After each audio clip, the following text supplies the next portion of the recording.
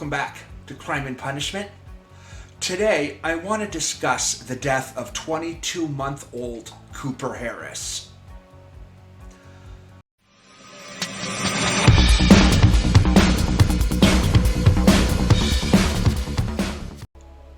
Justin Harris met his wife Leanna when he was 20 years old and she was 23.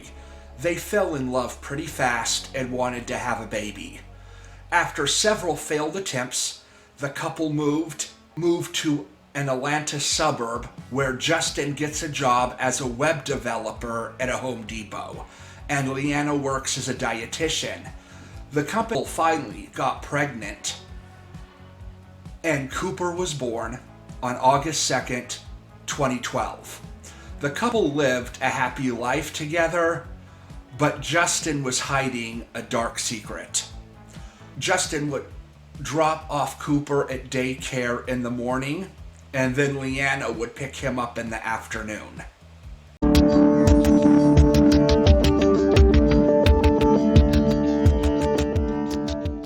That was their daily routine. On the morning of June 18th, 2014, Justin Ross Harris was supposed to take Cooper to daycare on his way to work. Harris and Cooper ate breakfast at a Chick-fil-A. I'm looking now on this camera, capturing the time stamp. What is the date and time reflected here?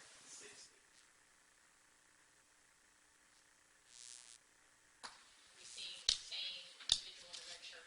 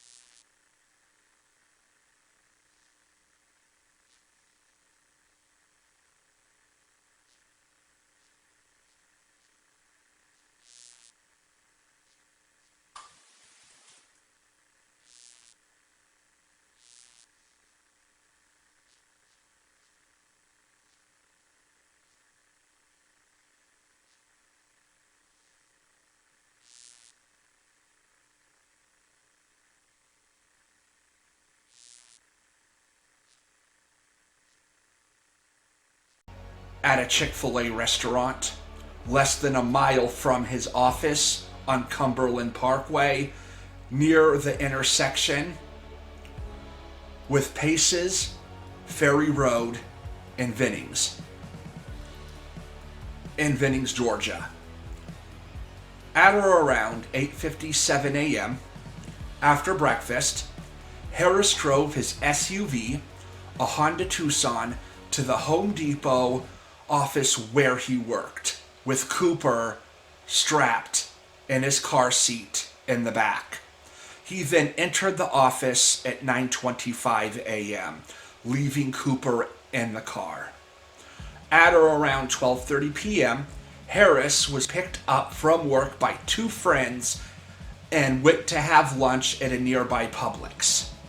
Following lunch, they proceeded to a nearby Home Depot located on Cumberland Parkway, where Harris purchased light bulbs. After his friends dropped him off at his office, he walked through the parking lot to his SUV, opened the driver's side back door, and put the light bulbs inside the car, and apparently not seeing that Cooper was still there.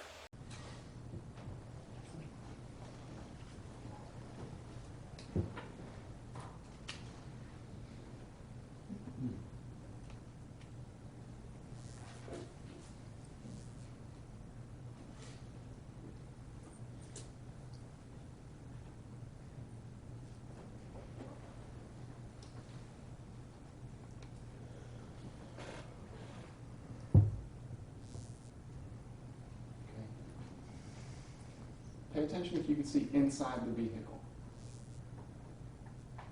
No. Okay. Well, did you see kind of a blur go across the windshield there? Looks like an arm goes in. Like an arm goes in, Yeah, right? leans down a little bit. An arm goes in. And the body, and the reason I say that, the head's out. The head is out above the roof line, correct? You know, it's scooting down. I mean, again, it's if the angle respective that you're looking at, it doesn't appear to be going in the vehicle. There's definitely a movement down. It looks like you can see an arm go in. An arm, one arm? I don't know. It appears to be one arm. It appears to be one arm. Okay. It's not known if Harris noticed Cooper in the back seat during this time. 7 hours after initially leaving Cooper in the SUV at 4:16 a.m., Harris returned to the vehicle and drove it away from his office. He had planned to visit an AMC movie theater to see the movie 22 Jump Street with friends after work. After driving for a few minutes, he abruptly pulled into an outdoor mall parking lot to call for help and attempted CPR after he later claimed discovering his son unresponsive in the backseat. Law enforcement sources tell the Fox 5 I-Team that from the very beginning, Harris's story simply didn't make sense. I-Team reporter Randy Travis has been working the story all day long. And he joins us now with what one source called the first clue that Harris wasn't telling the truth here. Randy. The first of many clues, I'm told, Sine. Yeah, Harris insisted he did not see his son strapped into his car seat, both when he got to work and when Harris got back in his car hours later to drive home. But sources tell us even if he did not see little Cooper, Harris should have known immediately what happened that afternoon because of the smell. I'll be representing Mr. Harris. Two Cobb County law enforcement sources who asked not to be named say authorities were immediately skeptical of Ross Harris's claim that his son's death in a hot car was a horrible accident. When police arrived at the scene last Wednesday, sources tell the Fox 5 I-Team the smell inside the car, quote, reeked. Another, quote, it smelled to high heavens of a dead body. Little Cooper had been in his car seat for as long as 7 hours, with temperatures outside climbing to near 90 degrees.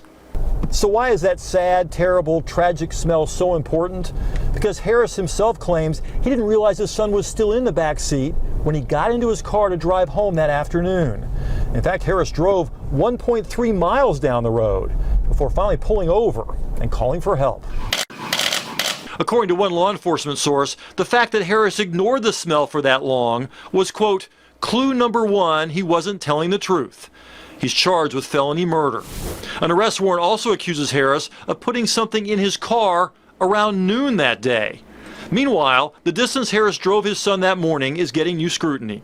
Law enforcement sources tell the Fox 5 I-Team Harris admitted to them that he ate breakfast with his 22-month-old son at a Chick-fil-A near his office. He would later tell authorities he forgot his child was in the back seat during that 0.2 of a mile drive to his work. But investigators were unconvinced. They executed search warrants at Harris's home and office, gathering additional evidence. Law enforcement sources tell the Fox 5 I-Team that investigators found something on Harris's work computer that made them even more suspicious. Someone had conducted an internet search asking how long it takes for an animal to die in a hot car. It's unclear when that search was conducted or whether anyone else would have had access to Harris's computer. Are you Justin Ross Harris, sir? But it is becoming more clear why Cobb County investigators took such an aggressive position in a case that so many people first considered a terrible, tragic accident. Harris told police he forgot to drop his son off at daycare that morning. Instead, drove straight to his office. Temperatures in the metropolitan Atlanta area that day reached into the high of 80 degrees Fahrenheit, 30 degrees Celsius, and Cooper died while sitting for about 7 hours in the back seat of his father's car. Now, this is a pretty long interview, and I have edited it. I wanted to give you guys as much information as possible into the investigation to the death of Cooper. focused heavily on his father's extramarital sexual affairs.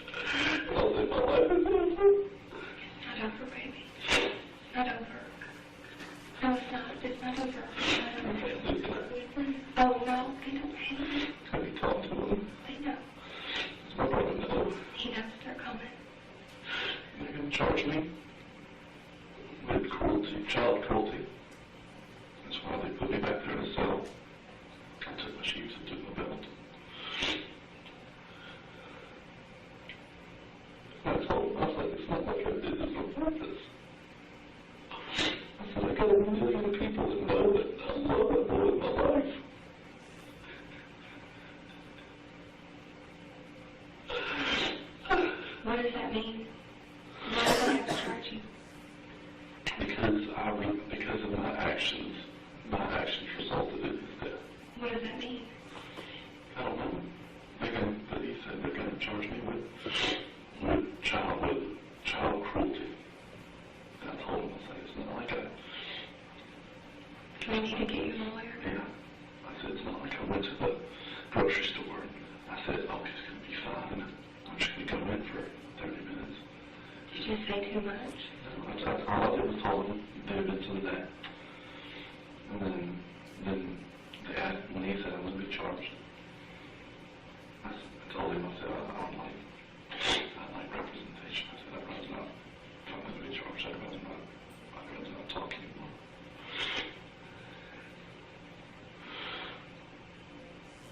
I just want to die right now. No. No. Do you know what that would do? Do you know what that would do to me if you died right now? You still love me? I love you. Look at me. I'm not thinking about right now. You don't feel safe. I don't feel like I should just, I just don't trust myself right now. I know, honey.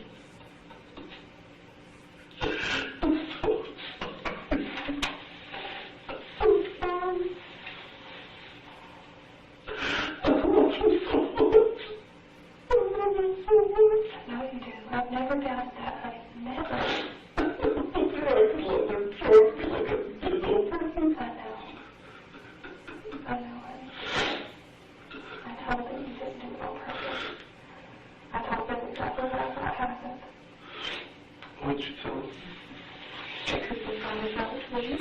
When I saw him, he probably fell asleep in the car seat. That's all. I said, they always ask me who usually takes him to daycare. I said that it's up in the air. I mean, we never know. I said, usually if we're going to leave after a certain time, and we usually can leave after a certain time, and we don't have. We hadn't fed him breakfast. I said, that's probably our decision. I thought it's going to be our break to stay. I said, and the people of Chick-fil-A, they know me. I've come to with them quite often.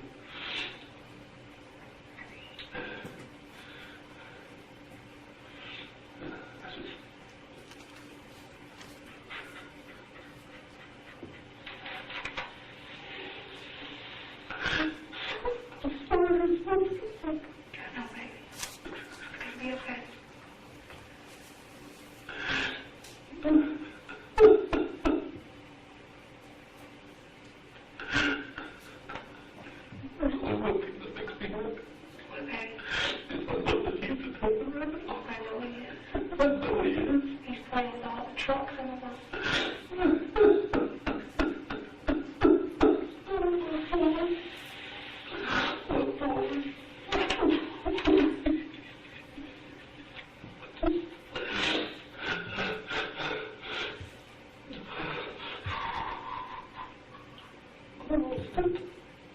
Are they going to keep you here? Big boys.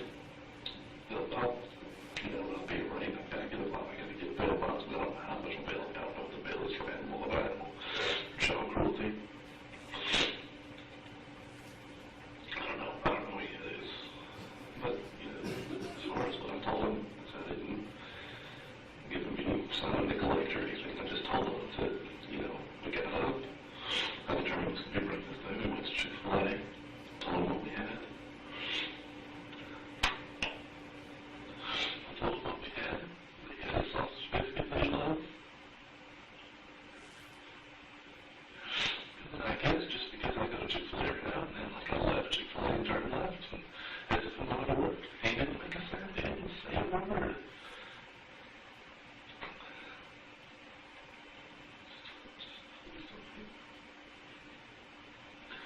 I don't hate you. Honey, I could never hate you. Nobody hates you. No, she's not. Honey. I can't believe what this is.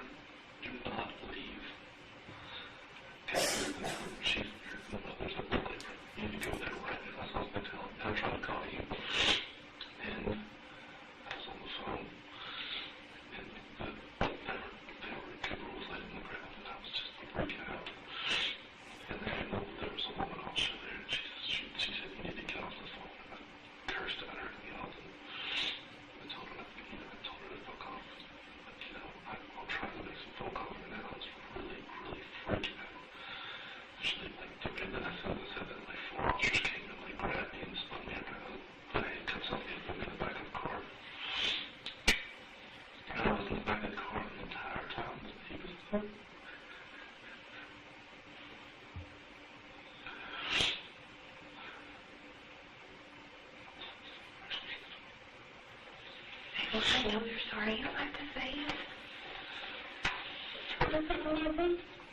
Honey, I'm worried about you. Baby, I'm good. Is anybody in church now? Huh? Is anybody in church now? I know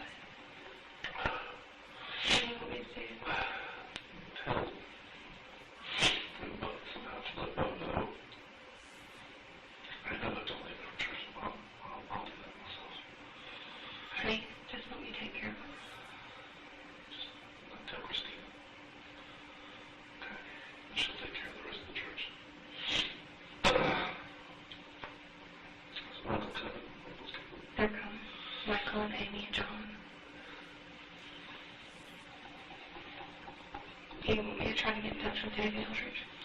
Just tell Christine and she'll do it. That's all you gotta do is tell Christine.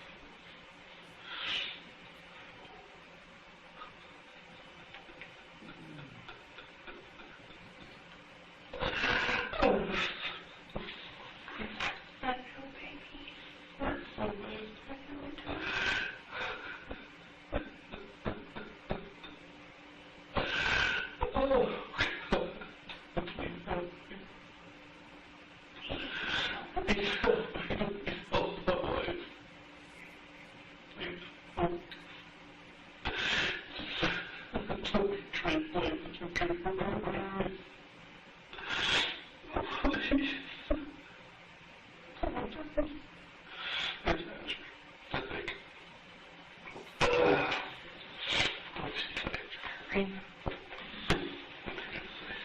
She said I never stopped, but I'm not sure what she's talking about.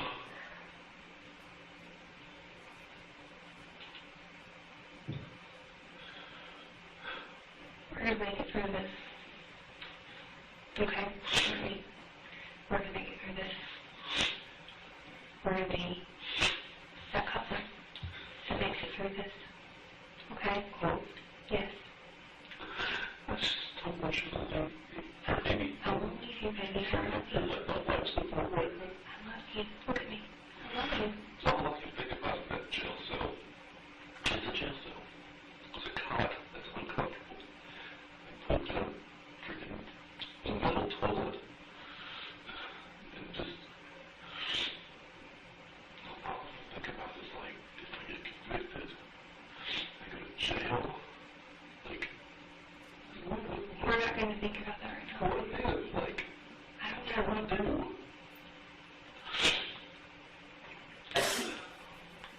So I got in trouble with a felony. So I'm gonna lose my job. It's gonna kill me. I don't know what to do. Is there any way that we can not have him charged? That's up to them. I mean, all I think the only thing we can do is you convince them that I don't need to be charged, but he told me, he said, yeah, I just want to let you know. Our name's Detective Sawyer, I think you've been talking to you. He's a very nice guy. But, you know, I trust the system. Yeah. No priors, anything, into you. It was just a simple act of just not really carelessness, but I'm just a brain fart from a routine, you know.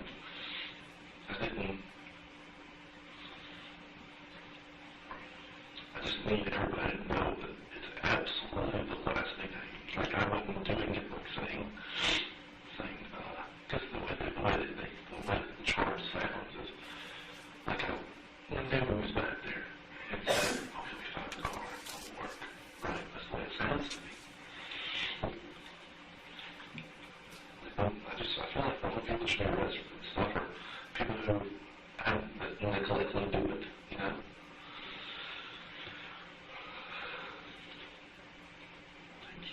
I can't leave you here tonight.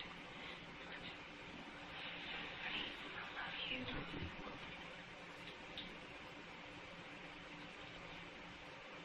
I just want you to know one thing. The car, he didn't look at it. He looked so peaceful. His mouth was closed. His eyes were closed.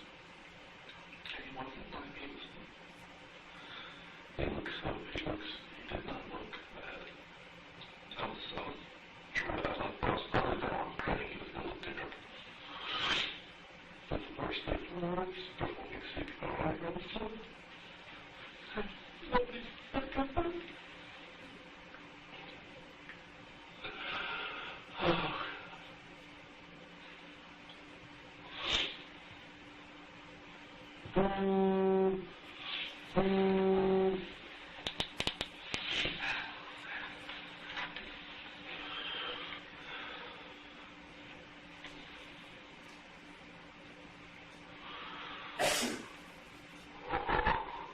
It's such a good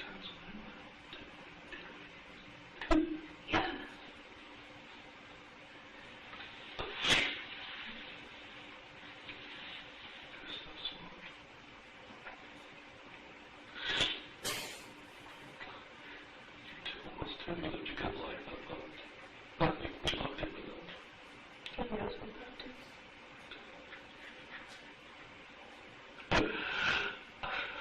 I just want to see you. Mm-hmm. I could see you. I said, that's not what I feel like. We've been talking for everything. They said we think she's to live. I said, can I see her in the life that we don't know? Maybe not.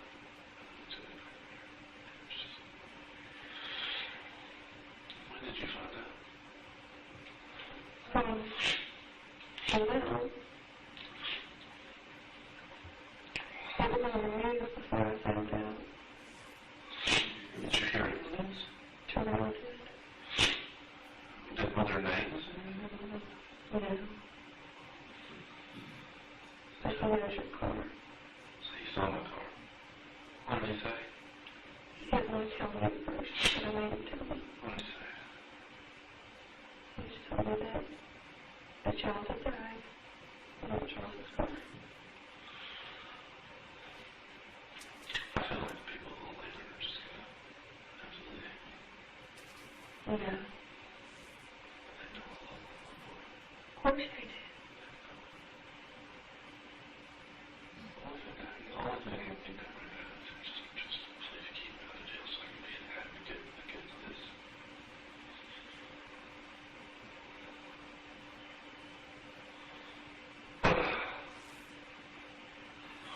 I just wish my life would have a system like if the child, if you don't notify them, the child's not coming in, they try to come in, you know. I'm trying to figure out what we need to do as far as lawyers. Well, like you can be somebody, like that's fully representation of Taylor, we can figure out what to do. I figured we asked Todd, you know what the best plan we should do is. Would he represent you? Maybe, I don't know if you can practice law in Georgia though. I think practice law in North Carolina, but I don't know if it's universal or anything like that, but,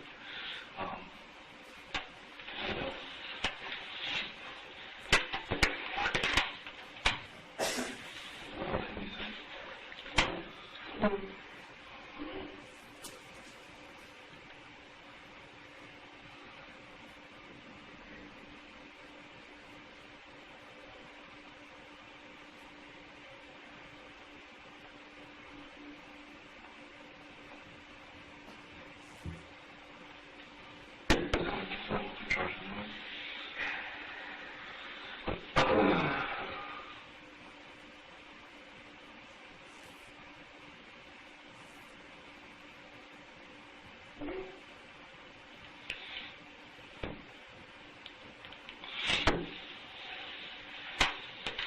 What do you need me to do? Trying to keep me out of jail. I just want to go home. I want to get pictures of my father.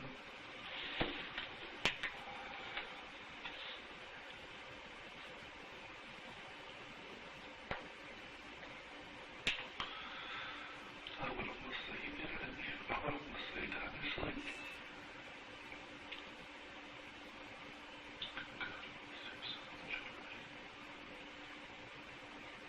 We're gonna make it, baby. It's okay. It's just baby. It hurts so bad. It hurts to let go. No, it hurts. We're kids. But it's not fault. It's not fault. It's me. It's not anybody in the world. Nobody took you and nothing. Nobody did anything. It's wrong with me. And like I just... I don't know why. You're right, baby.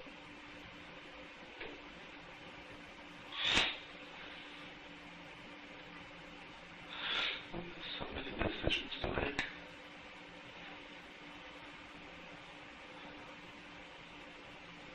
Sorry I put you through that.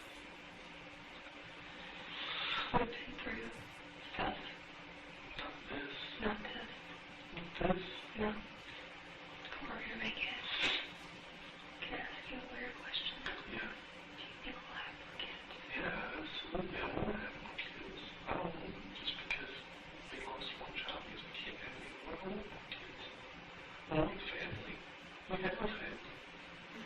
Even though this guy was stupid about me. He's still not going to believe. I've been told him until he died. I'm just going to miss it. Are you having thoughts of hurting yourself? Like how? How would you do it? I mean, like, I'm not going to. So you don't have a plan? No, That's good. I don't have a plan. God, no, like, you know, if I did do it, what would I do? But, like, I know that wouldn't remedy anything. It would make things worse. So I'll never do that. I just don't know why I'm the one.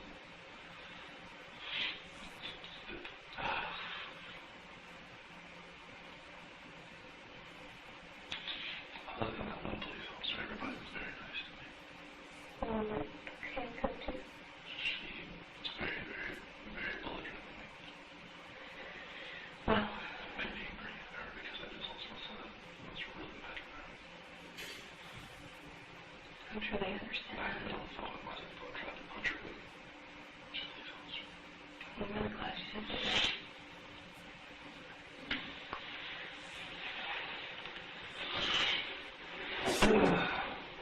How you explain came in here? Sit down, how long did you say each other? I'm taking this to your wife. Did you say you wanted to see me? I've been saying it since they got to me. I kept saying like 100 times, like, where's my wife? You know, they said you probably went home. Or, Yeah, right. like they said, what? So I guess they went you alive. Actually, I went straight. Did you go to them first? And then you went to the drink when you found out. So you found out from Toronto. Either way. I went to this little apron and to pick him up, and they said he hadn't been there all day. So I knew something bad had happened. And you went to the treehouse. I tried to call you several Did you times. talk to him at the treehouse? I went to Ronald with me over to the treehouse. And I was there looking for your car. Right. And I didn't know if you could, I don't know, right? like, go on with Winston or something. Like, I didn't know. Did you go to the treehouse? Yeah. Who did you talk to? Security guard. We were trying to find you and Winston, trying to figure out how to get in touch with you, because at that point we didn't know what had happened.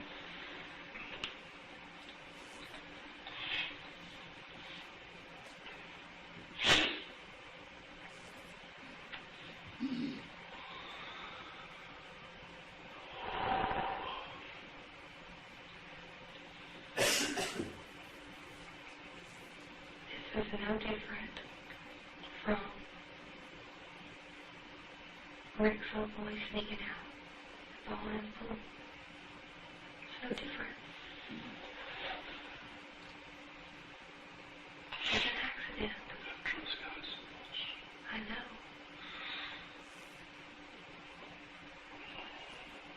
Is it no different? It isn't. An accident. It was an accident. I know it was an accident. You'll never hate me. I don't hate you. You'll never listen if you want to. No. Even this night's ring just means that you're not going to just turn over and hit me and... I wouldn't hit you.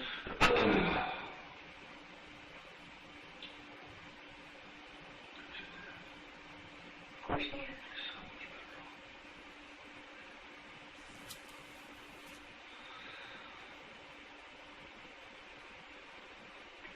Like, when I was laying there in bed in the cot, I was thinking about, like, we didn't win one time, you went past. And just did a promise so much joy to know that when you did, like, as terrible as it is,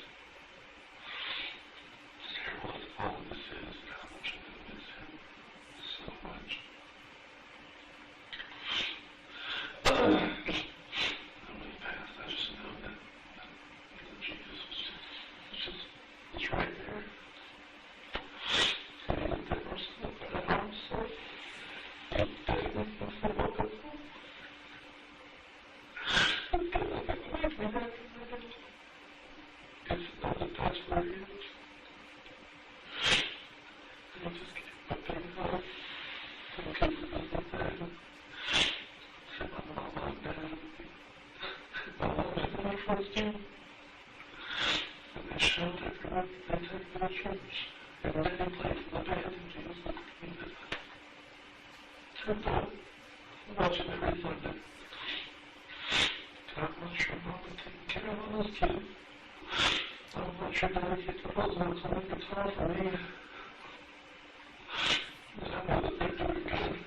And I'm happy to see you come home. I know they're going to miss you. But he's just looking at something you made up. They go, let's be one that makes her happy. And I know that that's what's going on.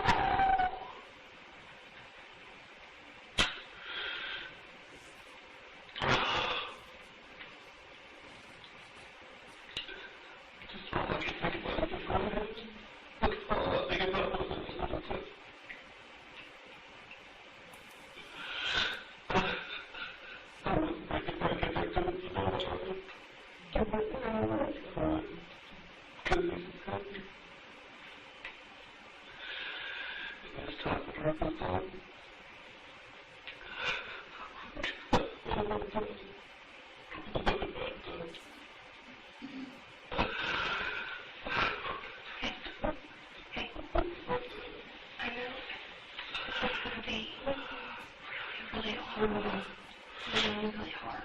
And listen, it's going to be worse for you than anybody else. I know that. Okay? I know.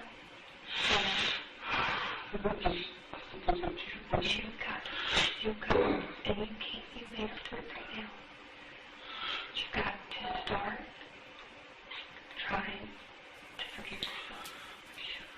I know you can't right now, but you will.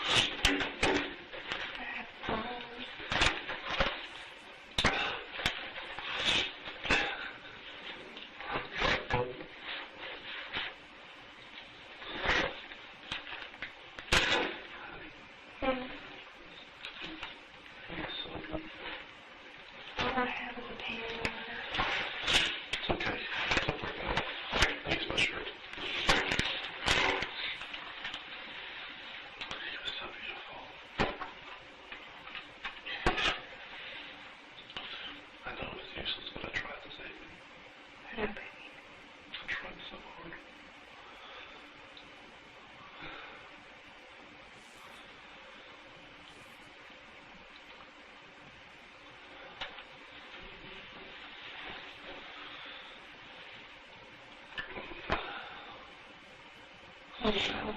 I said, oh no. How's Alexis Thompson? What do you think about the future? What do you think? What do you see? Regardless, I just feel like everything's gonna fall apart right now. Just when I hate you. I've never done that before. Not even close. I know. They have to be that. I guess I was myself. I've never loved it in the car. I'm taking him a picture of him every time. Because he loves it. His belly was full of sausage biscuit and he fell asleep. Yeah, I don't really get time. So I want you to know his last time was we had a really good time at Chick-fil-A. There was this black guy sitting, like, we were sitting, we normally sit like, this is the playground area, like, us tables right next to it. We always sit right about the entrance. So the black guy sitting, like, right behind us, like, up against the wall over there. Okay, we're just eating a sausage biscuit. Turn around, look, the guy. The guy went, he kept pointing. And I looked at the guy, I was like, that's like my son loves strangers, which is great. It's the scariest thing ever. And I put him in his car seat. Leaving, just like I do. And I told him, just like I do every time I put him in his car seat.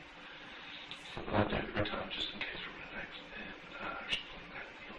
So last thing I did, I strapped him in, looked at him, I said, ready, let's go. And then he's like, let's go. And he said it right there. I gave him a kiss. And I said, give me a kiss. And he went, oh, wow. He gave me a kiss. I'm glad I got to. I think you told him the other job this morning. I'm glad we didn't tell him. That's our last thing we wrote to him. He gave him a hug. He gave you a kiss.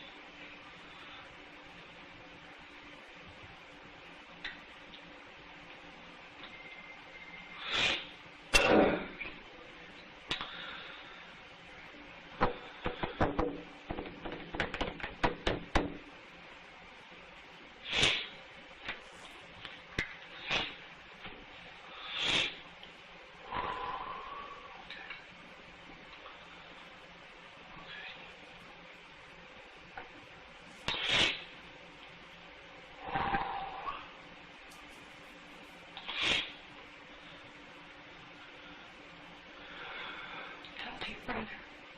I talked to your brother. They will. They said they love you. That she loves you. You'll make sure, okay? Because she's so worried about you. You know how dramatic she is. What do you think she said? What do you think she said about you?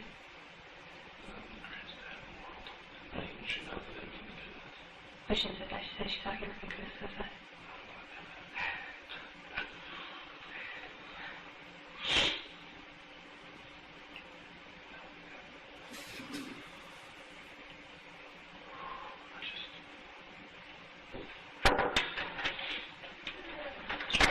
Sorry, sir.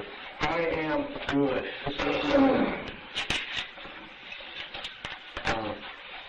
Break out some phone numbers. Okay? I seized your phone. Okay, that's fine. I figured it out. I was going to let you. Okay, look it. Sure.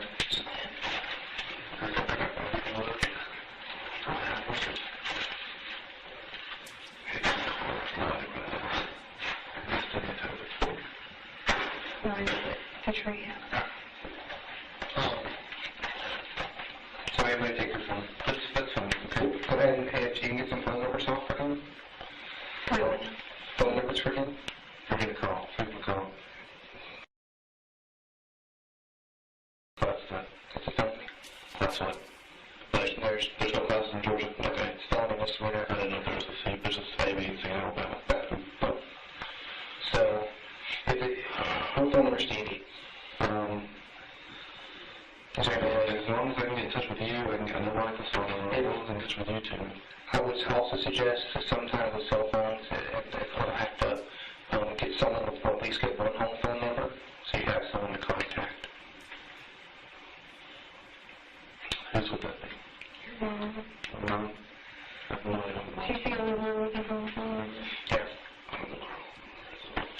We don't hear about it too much, but I have had a couple people complain about to the home phone number, so. What's the next step? I'm sorry? What are the next steps? Next steps will be, he will be taken to the jail tonight. I will sit down with the judge, and get the specifics of the warrant and everything like that. There may be more charges added on, like I said, down in the work he might have. Okay? He'll be taken to Cobb County Adult Detention Center. He'll be booked in. And then we'll wait for me to finish up the warrant, talking to the judge and that. Once we talk to the judge, not the magistrate. Well, the magistrate judge, right, okay. So I actually talked to the judge on video conference, and we'll discuss the warrant. And then he'll put the bond that he thinks is appropriate. Okay? And then once the bond is placed, they will tell you in the jail what your bond is. Okay? If there is one granted. Sometimes it's not. If there is no bond granted, then 30 days out, 30 days we'll go through what's called probable cause hearing. And during the probable cause hearing, I'll sit down and give evidence before the court, and then your defense attorney will get his opportunity to speak with me, to ask for evidence from me. Okay. Does it have to be like this? Does it have to be like this? It has to be like this. You can't do this on purpose.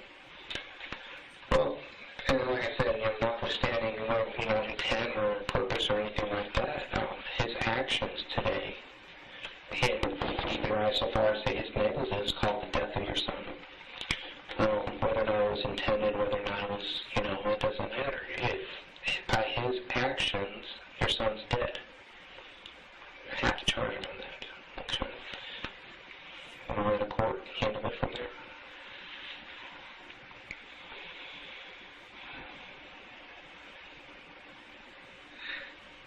That'll be fine. You'll be able to talk to him. He'll be able to call you tonight once he gets to the jail. He'll be able to call you and tell you what his charges, his official charges are, and what his bond is. Okay. How can she get my vehicle? Or did y'all say that as evidence? Yes, the vehicle is seized. We're going to execute a search warrant on your vehicle. And then I'll call you. What they'll do is they'll tow it to a tow yard, and then I'll call you and tell you where the tow yard is at, and you can go and pick it up.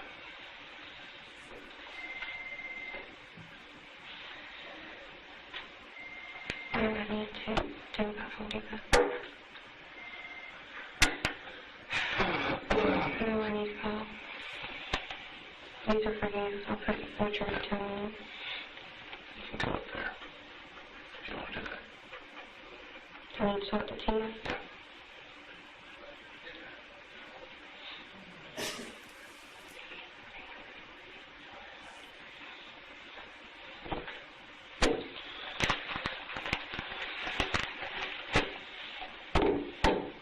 So how long have you been doing this, man?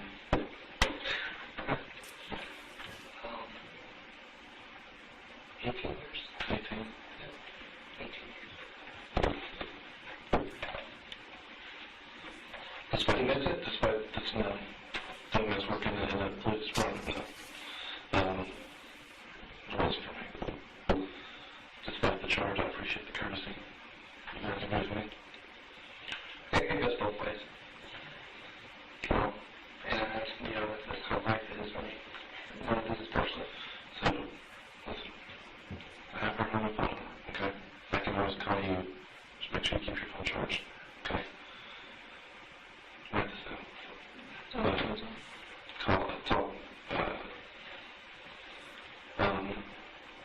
Call Tia, okay? Do you have her cell phone number? No, I have no telephone number for her at all. Unless he left my phone with my email. That's totally fine. I understand. You just leave the evidence, I assume, correct? Okay. Just go to the treehouse. Ask to see Tia, okay? What's her last name? Likely. Okay.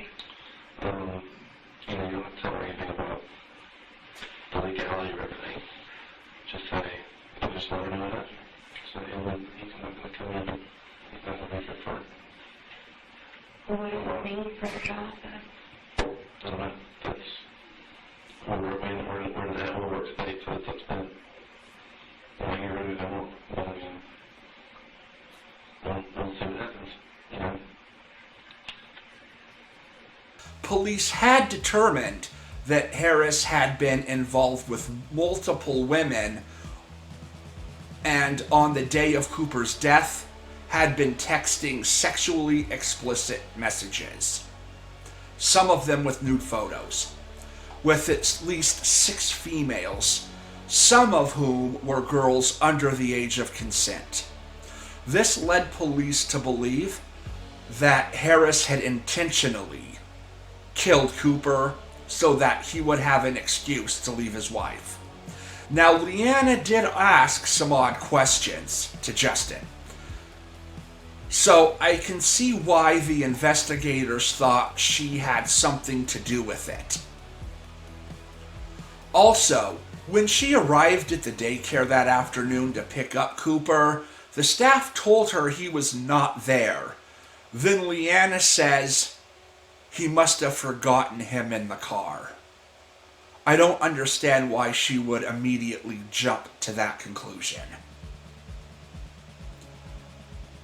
She also watched a video demonstrating what happens when you leave a child in a hot car, and Justin admits to also watching this video. Here, police viewed Leanna Harris Cooper's mother with suspicion early in the investigation, but ultimately ruled her out as a suspect. In February 2016, Leanna Harris filed for divorce.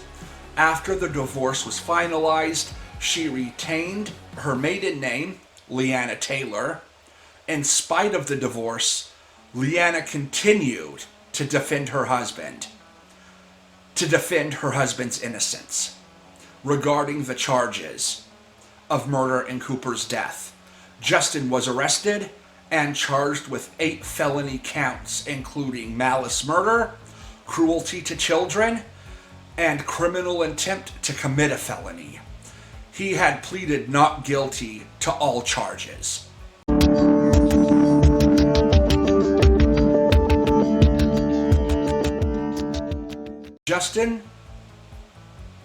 Justin Harris's murder trial was held before Cobb County Superior Court Judge Mary Stately Clark, who, after nearly 3 weeks of jury selection, decided that pre-trial publicity had made it too difficult to find a jury in Cobb County where the boy died, and in April 2015 granted a defense request to relocate the trial. A jury in neighboring Glenn County, led by Cobb County Senior Assistant District Attorney Chuck Boring, and yes, that is his name. Here is some of the state's opening statement, and after the video, I will recap. Words that reveal motive to this man killing his child. Most horrific, imaginable way. Words of this defendant uttered minutes or locked his son in a car, left him to die. Cobb County parking lot. I love my son and all.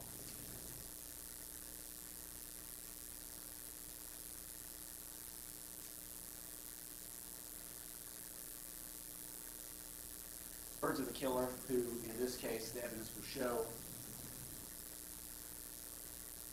chose the worst imaginable death for his child. Of life. Words that he used, or he closed the door on his 22-month-old child's life. Walk that other life. On June the 18th, 2014, minutes before he closed the door on that child,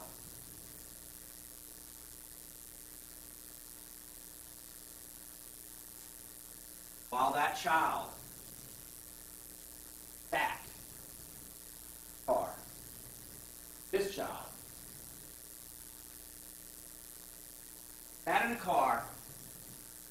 faking to death. The evidence will show that this defendant that day messaging over 30 people, most of them women, most of them about sex, women that he had met before, women that he had professed love before, women he'd met online and exchanged comments about being unhappy in his marriage, women he'd met in parking lots for random sex acts. On that day, while his child was cooking to death, also messaging a girl he met when she was 16, who was 17 at the time, still trying to get pictures of her vaginal area from her.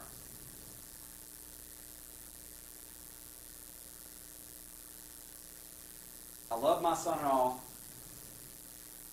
but we both need escapes. Words of this defendant on 18,000 and while he was doing that all day, son out in the car, slowly, painfully,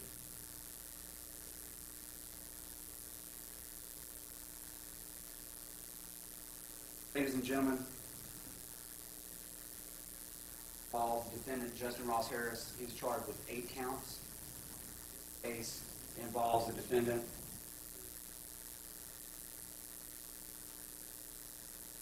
drove 0.6 miles after eating breakfast with his child at a Chick-fil-A. While at that Chick-fil-A, talking to a random woman about how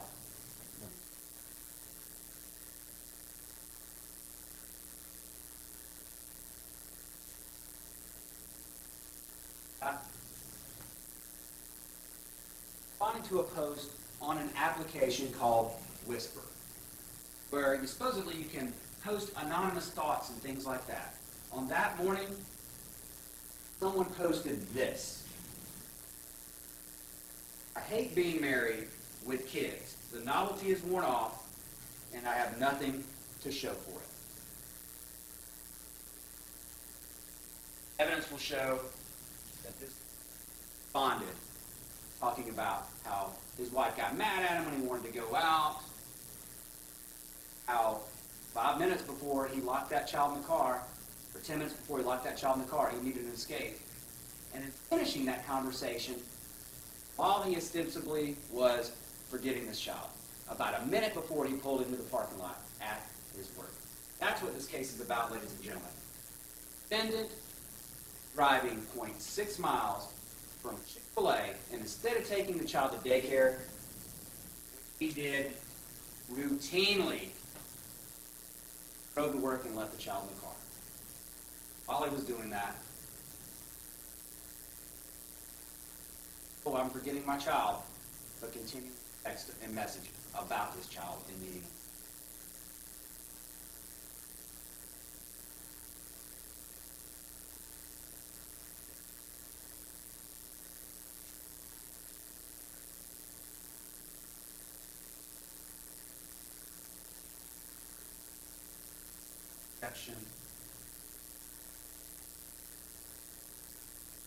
Death.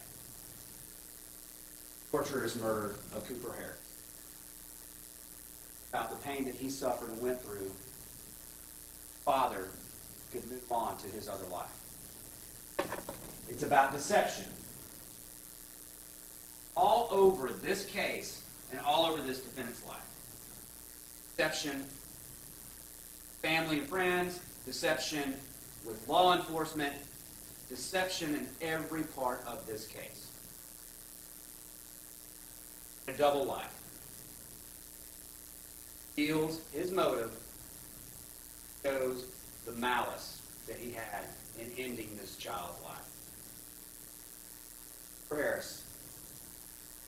Child was born August 2nd, 2012. out in the Home Depot parking lot in Cobb County on June 8, 2014.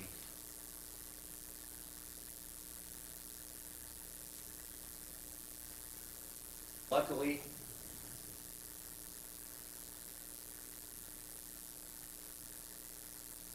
funny in jury selection, the defense, I think, asked several questions about perspectives. Look for other perspectives. Do you, when you hear something, do you just take it at face value, or do you consider different perspectives and different angles and talk to different people about what they think or what the evidence is or things like that? Everybody's like, yeah, you have to look at it from different perspectives. Thank goodness, Cobb County Police Department decided not just to take the defendant's initial story. Thank goodness they decided to look at other perspectives. Not just his self-serving statement trying to lessen his culpability. Because in this case, the evidence is going to show, at the end, when you go back in that jury room, if you just take the defendant's words and what he said that day about what he had done, and then the acts of what he was doing that day, the defendant right there is guilty of negligent homicide. And all the other counts in the indictment related to sexting, which you're going to hear about. However, ladies and gentlemen, the police didn't just say, you know what, we're just going to chalk it up as a negligent homicide and stop there. They luckily took other steps and did an investigation that turned up the unimaginable.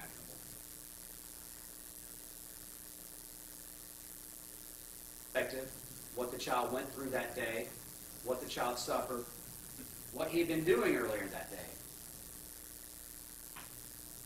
They took the perspective of the evidence at the scene. Ladies and gentlemen, in this case, you're going to hear, started out, and we'll talk about it in a minute, how from kind of the investigation standpoint, we'll go in that order, the defendant pulled into a parking lot in Cobb County Acres Mill Shopping Center. Got out of his car in a very crowded area with lots of businesses and lots of people milling around, jumped out of his car, said, what have I done? What have I done? Hear about the perspectives and the evidence at this scene. Evidence, somebody's behavior that was not consistent with somebody who had just discovered their child in the backseat having forgotten them. Evidence that this defendant, after he got out, did he cry, somebody call 911. Somebody come help my child. No, what have I done? Here's the perspective and the evidence from the scene in this case, where the defendant, after a person came over to help, because there were people all around this area, came over to help him get the child out of the car. And after, as you're going to hear, he messed around for a second, said he knew CPR. After a second of doing that, you're going to hear that somebody else, an innocent bystander, or a bystander, didn't know this child from anyone, comes in and tries to help perform CPR on this child. What does he do?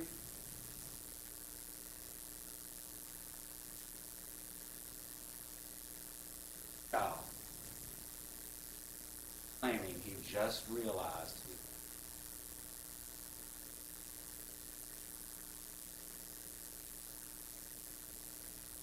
out of his vehicle. Doesn't start calling 911. Starts trying to call his wife and trying to call daycare. Doesn't call 911 and separates himself from this child. No tears, as will be described, kind of like Will Ferrell screaming, oh my gosh, what have I done? What have I done? And then he's calm. While people who don't even know this child don't give up and try to save his life.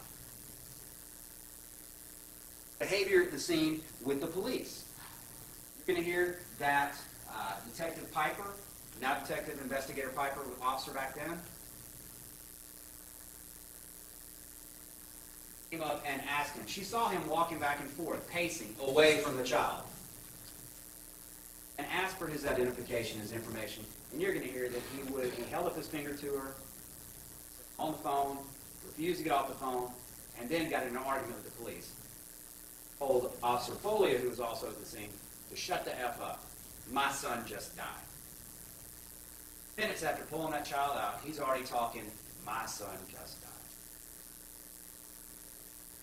Anyway, perspectives with the evidence at the scene. We're going to talk more about this in a minute, but different perspectives. They didn't just look at that. They talked to the witnesses there, the evidence on the scene, the defendant's behavior at Acres Mill, the defendant's behavior in the patrol car once he was detained,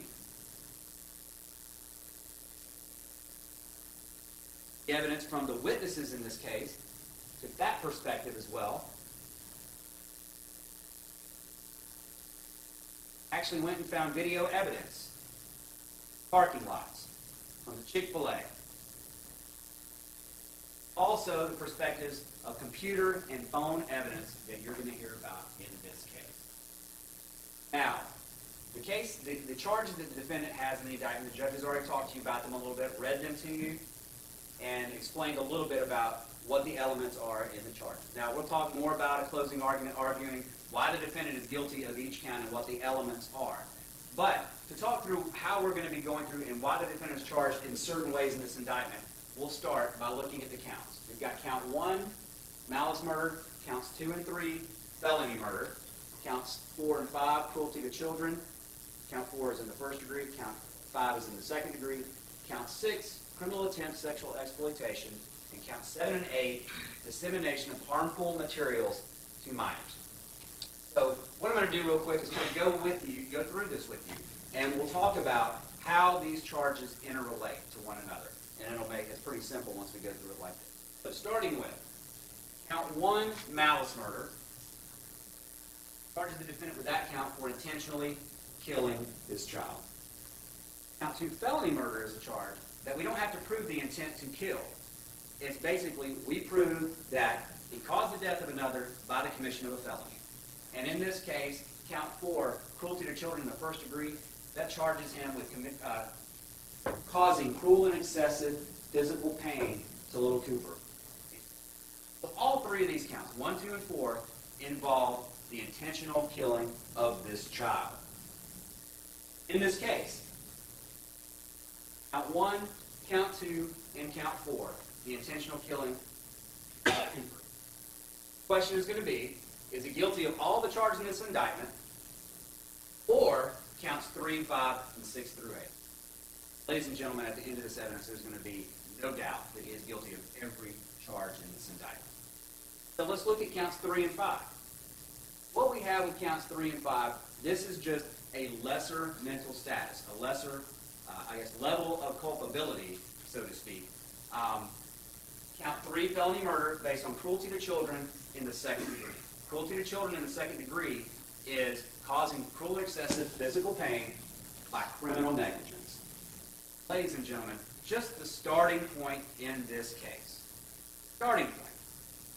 Things the defendant admitted to the police initially and what was going on with him that day, that starting point right there. The defendant's going to be guilty of all counts. 3, 5, 6, 7, and 8. However, luckily, you don't stop there, and the police didn't stop there, because the evidence will show, not just the defendant's self-serving statements that convicts him of these, but the evidence will show not only guilty of these, but he is guilty of all counts charged. Now, counts 6, 7, and 8. These all involve acts against a minor who was 17, 16 when the act started, 17 on the day of the incident. That up till and on the day he died, he was still messaging minor. These charges charge him with attempting to get her to send him a photograph of her vaginal area over the course of months. You're going to hear that he was talking with this girl for a long time.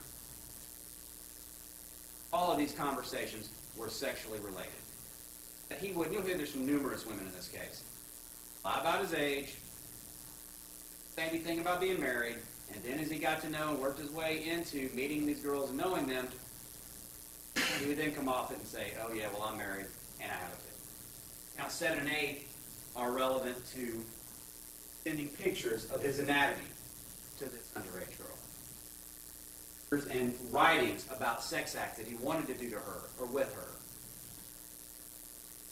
So, again, just looking at the evidence that was on his phone that he was doing that day, the defendant, again, is guilty of count 6, 7, and 8. So the single question in this case is, did the defendant intend to kill Cooper Harris when he did all the things and intended to do all the things that killed this child? Did he intend to? Ladies and gentlemen,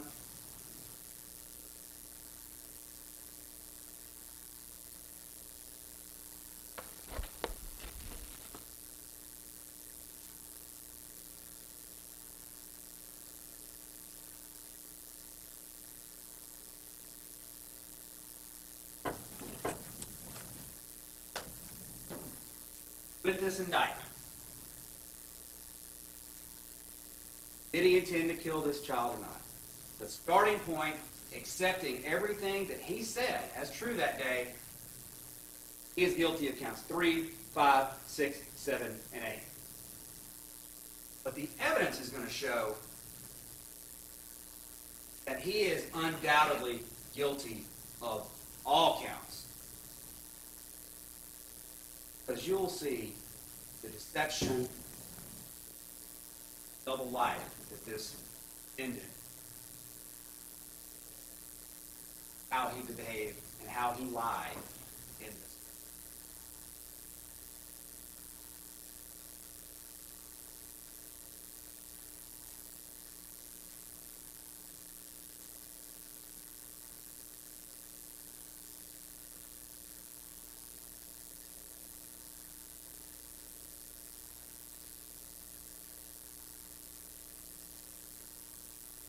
The defendant intended to kill Cooper when he intended to do all of the things that killed Cooper. The facts of this case only make sense. The defendant had planned intentionally killing him. So, how did we get to this point? What are all of the facts of this case? How did it start? Kind of a timeline of the day, just so you know. Just starting as a baseline. That morning, about 9 a.m., right here, the defendant arrived at Chick-fil-A with Cooper. At breakfast, and at 9:20 and 30 seconds, they walked out of Chick-fil-A together. Cooper wide awake, alive, having just eaten breakfast. 9:25:17. Less than 5 minutes later, you see we have video of the defendant pulling into his parking lot at Home Depot Treehouse. 9:26:15 a.m. on video. Now this video is kind of like, y'all seen the Bigfoot videos and things like that. This is security video from a long ways away, so it's kind of grainy and things like that. But you see him close the door on that car. That boy still inside. Wasn't like, you'll see, he got out, parked the car, and just jumped out and left. You're going to see that after he parked that car, he was around and in that car and did not close the door for at least 30 seconds after parking. Talk a lot more about this. 12:42 that day, he had gone to lunch. He gets back to the car. Yeah, he gets back from lunch to his car. Buddies don't drop him off at the office. Drop him in his car, and he goes inside.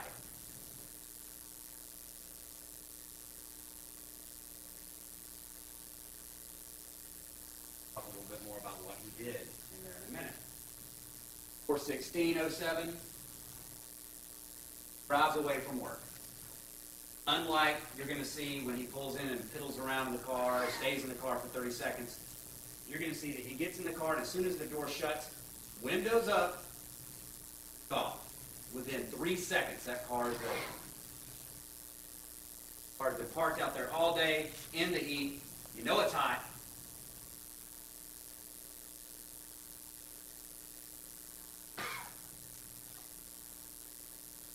But diaper.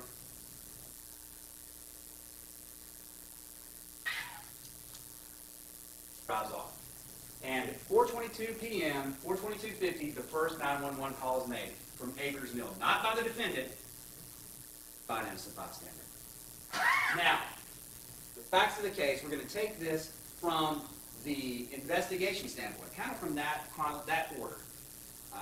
That day, about 4:22 p.m., it pulls into the Acres Mill Shopping Center.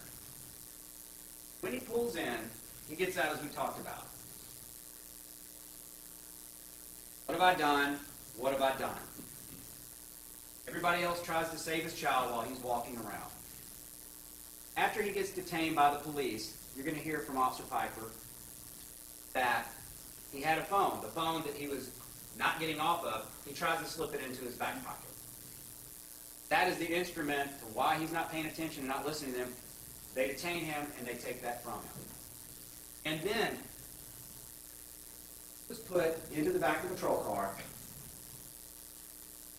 gave a history, gave a brief statement about what had happened. Not only going to hear the testimony of the officer, all video and the recordings of this defendant, minutes after pulling his son out of a car, dead. Hear him yell at the police initially, them handcuffing him, and then you're going to hear the behavior, the demeanor, and the manipulation start from there. What's supposed to happen that way? You're going to hear later that he'd already planned that he was going to be an advocate. Seen somebody on TV do this before, and so he wanted to be an advocate like this guy. We'll get to that later. But you're going to see the manipulation and deception start here. He's already recognized the officer by name, starts calling her Officer Piper, tells her what happened. Oh, his story, what happened. No, I was supposed to take my son today to daycare. I guess I forgot, and I forgot to do a second look. I forgot to do a second look. Those are the words he used. Now, you all are asked several questions in jury selection. You know, who here has heard PSAs? Who's heard this? Who's heard that? And we heard plenty of jurors say, you know, I don't remember them exactly. You know, I know it's about this, it's about that. Right after, minutes after he's pulled his son out, he's already getting his.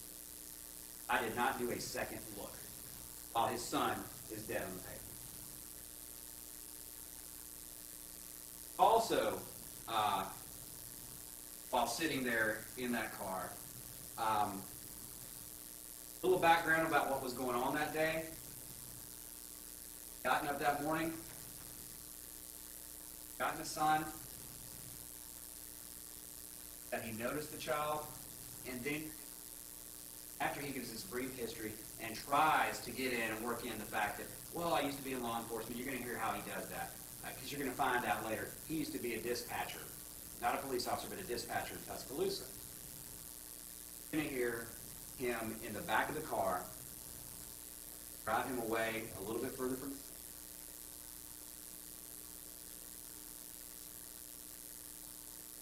calm, cool, and collected. What does he complain about? Is he screaming, "Can I see my son? What's going on?" No. You know what he does? He complains that it's hot in the back of the car. Complains that it's hot in the back of the car. And then you're going to see this patrol video where he's back there for minutes, just hanging out. So it then starts turning around and looking at the scene. You're going to hear from witnesses, too, that talked about him. As he's back in that patrol car, keeps looking back, looking around to see what's going on. And again, you're going to hear these antics. Where every once in a while, he'll, like he yells out or says something and puts his head in the cushion. But what's important, pay attention when you see this video. Because when he turns around and is not making eye contact, looking at the witnesses, things like that. Now, then his behavior, his demeanor, his manipulation, as they drive away to go to the police department for him to give an interview. Back there in the back of the police car, before he leaves, the Detective Stoddard, who's the lead detective in this case, comes over because the defendant had been asking questions. Does the defendant then say, "I see my child. What's going on?" Starts complaining about why he's detained. Man who has admittedly caused the death of his own child,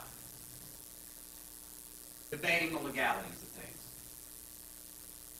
And after they leave, you're going to see the video of him driving the defendant in the back of the patrol car with Officer Piper, and him starting to chat her up like they're at a bar. So, how long have you been in law enforcement? Sir, I can't talk to you right now. Then you're going to see when they finally get to the jail, or to the police department, getting out, trying to get her stuff together. He starts chatting her up again. Not the behavior of someone who unknowingly left their child, negligently left their child in a car to die. Gut-wrenching pain. The worst pain imaginable. No. "Hey, what are you looking for up there?" And she says, "My phone." Or says, "A phone." He says, "My phone?" Concerned about his phone. She's like, "No, my phone." And then as she gets him out of the patrol car to go in, he starts saying, "Oh, these handcuffs, these are kind of like the ones we had back in Tuscaloosa." Chatting her up about that. Akers Mill, behavior, demeanor, manipulation. When he was detained, behavior, demeanor, manipulation. Patrol car, the same. Now, you're going to hear that after the defendant was detained and taken to Cobb County Police Department, he came in and talked to Detective Stoddard and Detective Waldorf with the Cobb County Police Department. You're going to hear, we've got videotape of the statement that he gave. Mirandized and gave a statement.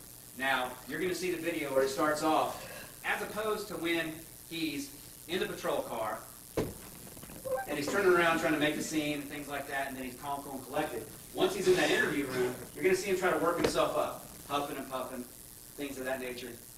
The detectives will tell you, never a tear.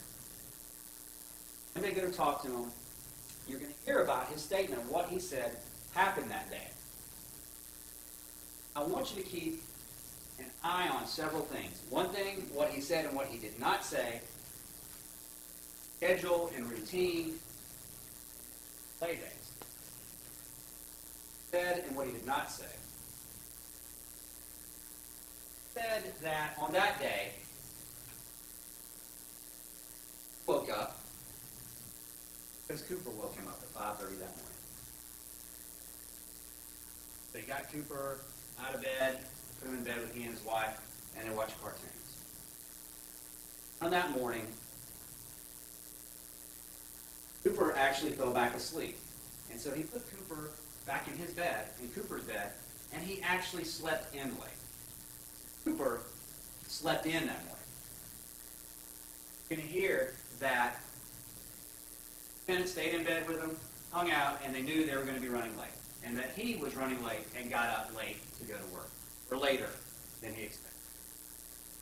You're going to hear in this interview about the routine. The defendant initially is asked, because it's important in this case, who usually takes this child to daycare? Is this something like, it was out of the ordinary? I was just this freak thing where I had to take him that day. No. He says initially, I usually take him. But then you're going to hear him in this interview back off it. He said, well, it's kind of a coin toss.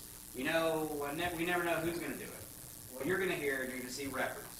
And you're going to hear from the witnesses at the daycare that in the mornings, because the defendant worked a stone's throw away from that daycare, that he would take the child in the morning, around 80% of the time. 4 out of 5 days, that was his routine. He took his child. And you're going to hear that they had Chick-fil-A days. You're going to hear the defendant went to Chick-fil-A all the time, but at least 2 or 3 days a month, he would take Cooper in. And they would go sit down and have breakfast, and then he would take him to daycare. So this was not something that was a freak out of the ordinary thing. This was something they did all the time. And he told the police, the people in Chick-fil-A know him. We go there a lot. So keep an eye on that. He says that in his statement, this routine and Chick-fil-A days were special to him. Special to him. He tells the police that this was a normal day. A normal day for him. Nothing out of the ordinary. Never says anything about being stressed out at work or anything like that. Never says anything about being sleep deprived. No distractions and nothing out of the ordinary. With all the details that he gives, you'll see there was nothing forgetful about him that morning and about what he relayed to the police before he got to Chick-fil-A. You're going to hear that Cooper was wide awake, and you're going to see the video that little child, 0.6 miles away, where the defendant locked him in the car to die, was wide awake. That car seat. Not just 0.6 miles. Not just a few minute drive. Inches away. That driver's seat. Car seat not behind him, out of sight. That little boy's head was right there beside him. But now you're starting to see, when the police showed up on the scene, this doesn't make any sense, what the defendant is telling us. That alone shows this defendant knew exactly what he was doing. And in this interview, you're going to hear that the defendant has a great memory about that morning and about what happened when it's convenient for him. Vivid details about that morning and that day. The vivid details about what happened before he left for work. Vivid details about what happened at Chick-fil-A. You're going to hear he told the detectives, oh yeah, I was in there and we waved to the manager, and you're going to hear all the great lengths he went when he went to Chick-fil-A with Cooper to make sure people noticed him. That we sat down and another person waved at me and all this, and then he remembers these vivid details. He tells law enforcement and Detective Stoddard that I remember I strapped him in, and when I strapped him in the car seat, I was talking to him, and I told him, I love you, and he told me, I love you back. And the defendant says, I always do that because I'm afraid if I get in a car accident, I want it to be the last thing he hears if one of us dies. And you're going to hear that not only did he do that, remember that in a conversation he had with his wife, he said that Cooper, before they left the parking lot, actually said school to him because he knew they were going to daycare. Vivid details.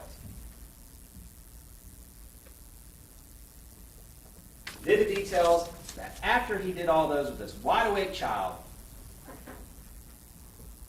he leaves the Chick-fil-A parking lot right here, turns right, and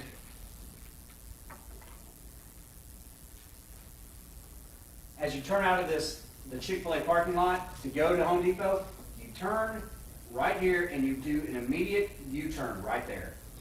And you come back. Let me go back.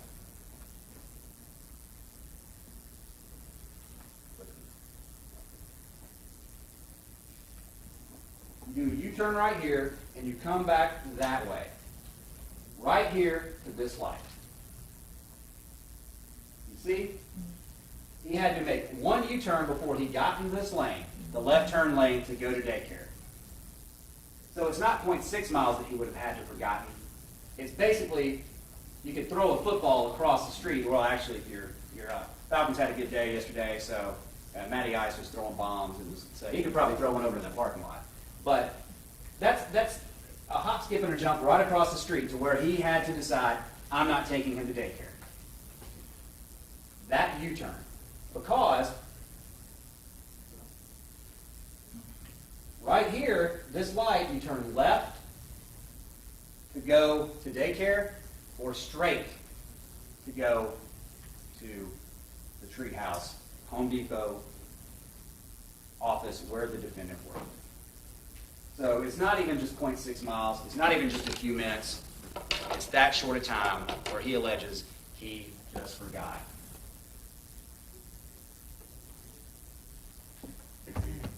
With that child sitting right there. You're also going to hear that the defendant said he was at work that day. Gave vivid details about what he was doing that afternoon. Well, he was going to go to a movie.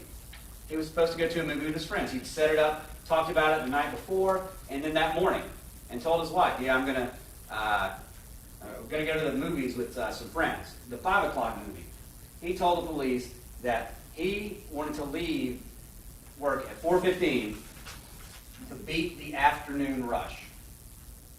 A 5 o'clock Wednesday movie showing of 22 Jump Street at a theater like 5-6 minutes away. That's his story. That he had texted his wife checking on her times. And you're going to see this. The defendant in this case, at 3:16 p.m., knowing they'd already settled, he's going to the movie, his wife is going to pick up the baby, he texts her, "When are you getting my buddy?" He had no reason to ask her about what time she was doing that other than checking up on her. And sure enough, you're going to see the phone records. They talked, and he said they talked at 3:54 or 4:04, talked for 1 minute, and within 10 minutes he's out the door in the car. He departed the parking lot, and you're going to see that on video, and that he said he finally noticed Cooper. Not right as he got in the car. And you're going to see the numerous different times that the defendant would have seen this child. He didn't notice him right away. He didn't notice him after making several turns. At some point, several minutes down the road, by the Acres Mill Shopping Center, he said he tried to change lanes and turned around and got a glimpse of Cooper. No mention about any stench or smell or anything like that. Ladies and gentlemen, you're going to hear from numerous law enforcement officers, members of the medical examiner's office. They're going to tell you that hours after this even, once the car was brought back to the evidence shed, and even at the scene, when a couple of the officers poked their head right there by the door, they could smell it. And that's with the door open, having been open for some time, with the air conditioner blasting.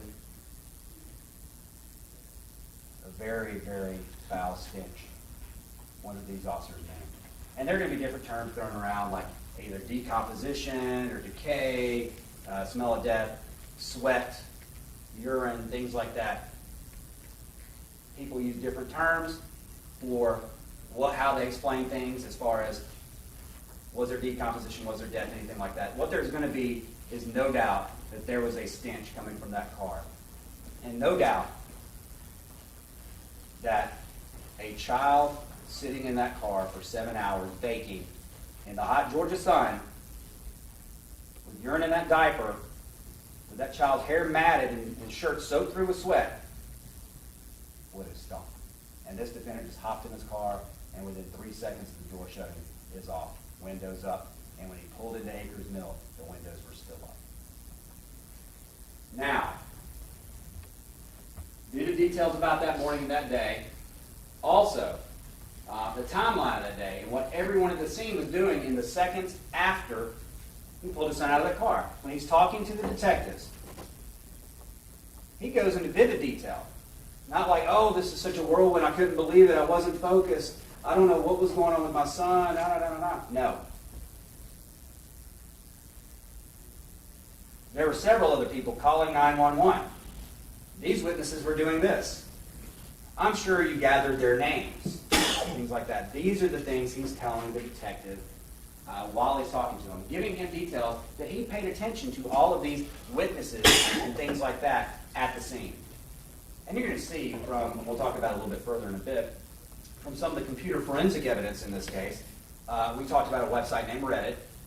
about a month before this, somebody posted something on there about an incident that had happened, and the defendant actually posted and made a comment about how important it is to have independent witnesses on the scene to corroborate somebody's story.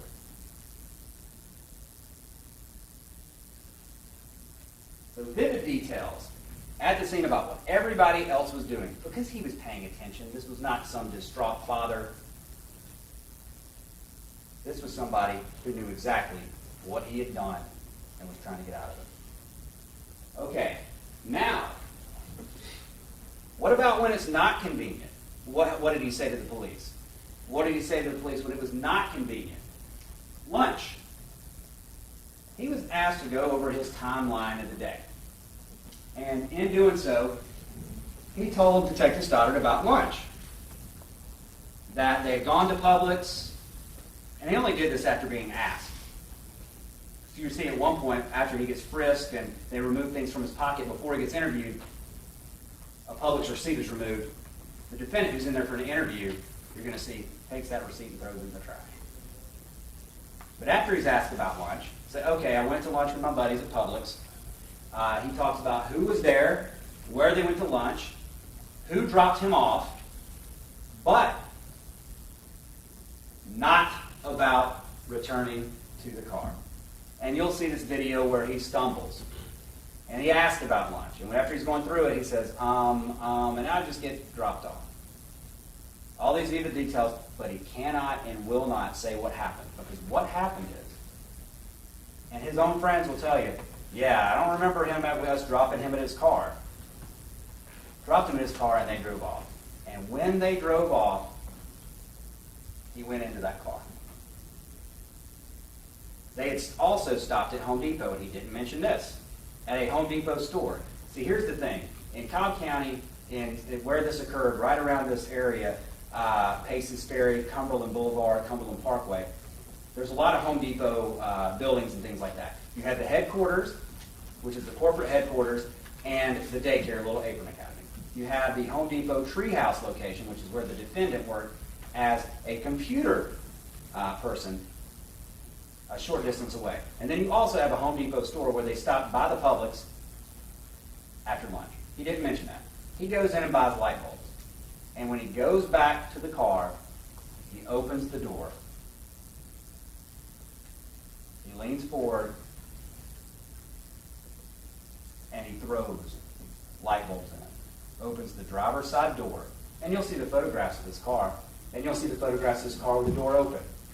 You can see clearly into that car. And he throws light bulbs. There's only one reason he would have thrown light bulbs. He knew what he was going to see, and he didn't want to see it. And then he closes the door, and he walks away. Now you're going to see video in this case. You're going to see video of the actual parking lot. Now again, I said this is some grainy surveillance video. You're going to hear testimony. We've had it done where it's been enhanced as much as we can to get a closer view of what actually happened as best we can. And you're going to also see that there were several frames and still shots created from this video to see as best we can what happened. Now in this case, you will see this is just a still shot example of one of the camera angles at lunch. You're going to hear evidence. You're going to see that this is the defendant right here at his 2011 Hyundai Tucson. Y'all may have been wondering, why in the heck are they asking me about a Hyundai, Hyundai. I keep mispronouncing it. A Hyundai Tucson. I guess it's the Griffin in me growing up in Griffin, Georgia. We just mispronounce everything. So anyway, the Hyundai Tucson leaning into the car. And you're going to see, and you'll have actual hard copies of this as well. We'll see the video. At the next frame, you see this white line right there. The bag being thrown into the car, and then it's gone again. And the police later found that bag in the passenger seat. Now, in addition on that video, you're going to see that the defendant walks away. And as he's walking away, a person walks past him. And not only does that person walk past him, he walks toward the defendant's car at 12:42 p.m. And what does the defendant do? As he walks, you can see right here, the person is behind that tree right there, and you'll see it on the video, walking that way. The defendant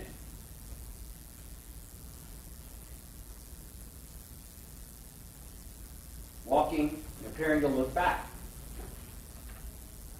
You're going to see in this video that he stops. He doesn't appear to be looking at anything in his hands or anything of that at this time. And you see the person walk right by his car. And you're going to see this defendant stops. And you're going to see that at some point he gets out his phone and holds it up. And as you're going to see right here in these still shots, it appears, looking at the hair, looking at the color, that his head is turned that way. And that makes complete sense. Because immediately after that person passes the car, guess what he does? The defendant keeps on walking. He has a great memory when it's convenient. He lied about numerous things, the evidence will show, that show he is guilty. He was asked in his interview, what were you doing? Were you on the phone with anybody? Were you distracted? Were you this? Were you that? Were you talking to anybody that morning while you were at Chick-fil-A or on the drive to work? He says no. And you're going to see, in this case, this man was messaging all the time. From the time he went to bed, to random women, sending pictures of his anatomy, to the time he woke up. But in this case, he lied about messaging. Because during that time he was at the Chick-fil-A, and during that time he's driving, he wasn't messaging anybody else but one person. The person who posted this. While he's sitting in the Chick-fil-A, he reads this post about hating being married with kids, and he starts responding. He lies about it because he knows that convicts him. And out of all this time and all these messages he does, that's the only one. And on the drive back to work, he continues that conversation about needing an escape from his son. Within a minute of parking that car in the parking lot. He lied about going back to his car and going inside the car. He told the police he had a great relationship with his wife. Had a great relationship. No problems. Untrue. You're going to hear that their marriage, he was very unhappy in their marriage. That they had problems, a lot of intimacy problems, and he told numerous women, numerous of these people that he had relationships with, online, in person, that he was unhappy. But you're going to hear that he tried to back off about usually dropping Cooper off. He didn't say anything about a stench in the car. And also, when the police talked to him during their interview about his phone, they asked for his passcode. And initially, he started to give it, and then he said, it's biometric. That was not true. Later, they talked to him about getting numbers and things like that to call people he needed to talk to, and he gave up his code at the end of this interview. So, during this statement to the detectives, the defendant tried to talk his way out of this crime. He was not honest with the detectives. He thought he was going to outsmart everyone. And his plan was revealed and laid out in this interview. He had familiarized himself with what would be his ultimate defense and argues the charges, saying they're not intentional. How do you familiarize himself with this? You're going to hear in this interview that the defendant says and talks about not doing a second look again. You're going to hear that initially, or during the interview, he actually starts, when he realizes the police are accusing him of something, he starts saying, well, on TV, I know the dangers of this. I know the dangers. There was a man who did this, just like me, who's now an advocate, getting out his defense. Like, look, I want to be an advocate. I shouldn't be criminally charged in this. He says, I know because when I worked in Tuscaloosa as a dispatcher, there was a canine who passed away in a car after being left out for only 10 minutes. Now, you're also going to hear he told the police he'd been a dispatcher for 5 years. With Tuscaloosa, that wasn't the truth. It was only about 3. But regardless of that, he talks about, oh, I know the danger because of this. And he also talks about knowing the dangers of this, trying to explain this away, saying, no way I would do this intentionally. I just saw this video on the internet. I saw this video on the internet about a vet who was saying, please, don't leave your pets in the car, and showing how hot it would get inside a car if you were left there.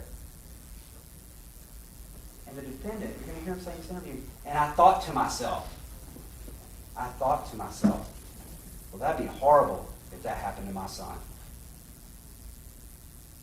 You're going to see that video. Because when the police went in, and we'll talk about it in a minute, and did review the computer forensics found from the defendant's computers and his phones, he viewed that video. The name of the video was, How Hot Does It Get in a Parked Car? And you're going to see this video of a veterinarian talking and sitting in a parked car with the windows cracked on a 90-something degree day for only 30 minutes, and describing how awful it is and how a little creature would suffer being left in that car. That's what's in this defendant's head. Because you know what? That veterinarian described the exact thing that the defendant did to his son. And the defendant viewed that video nearly 5 days before he murdered his child in the exact way characterized in that video.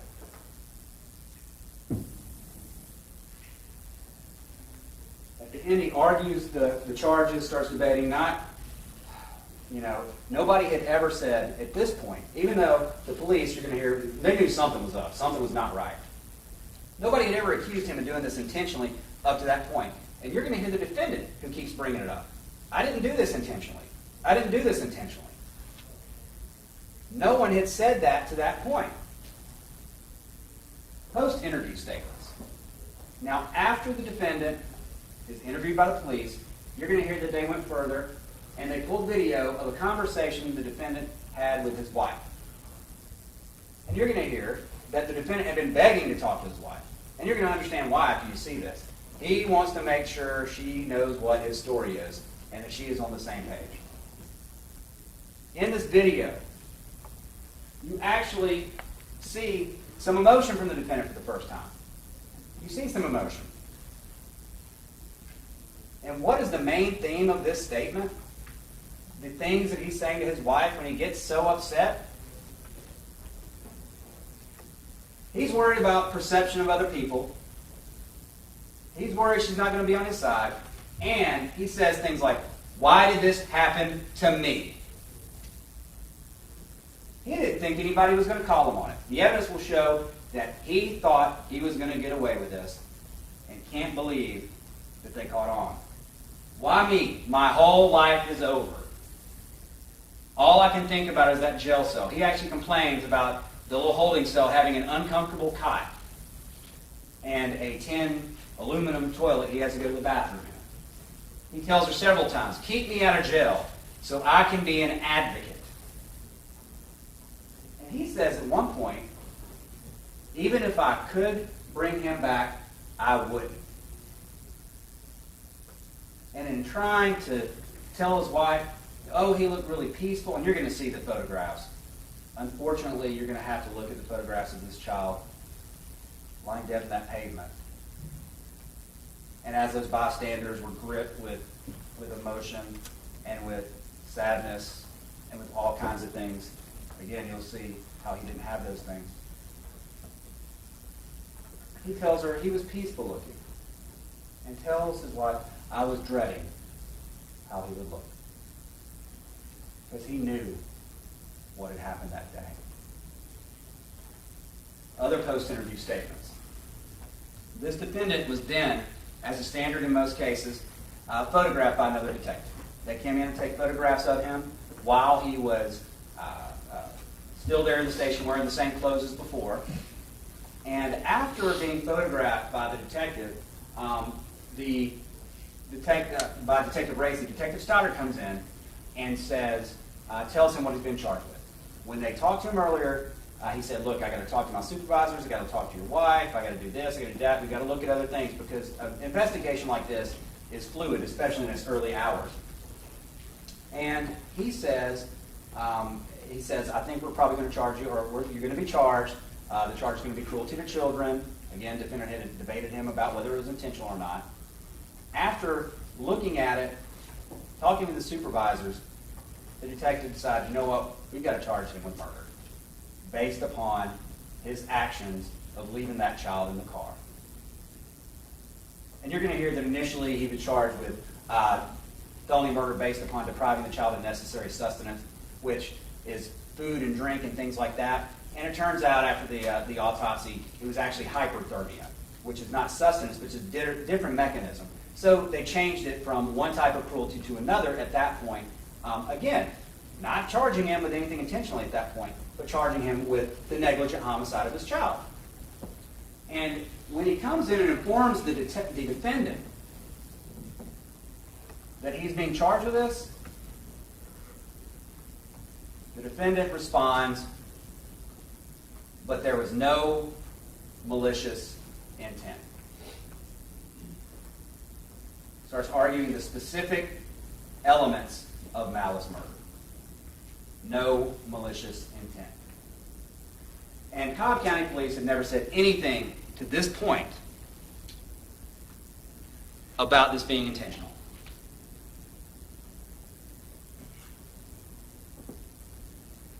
At the Cobb County Jail, when he goes to get booked, his callousness and his demeanor is reflected there too.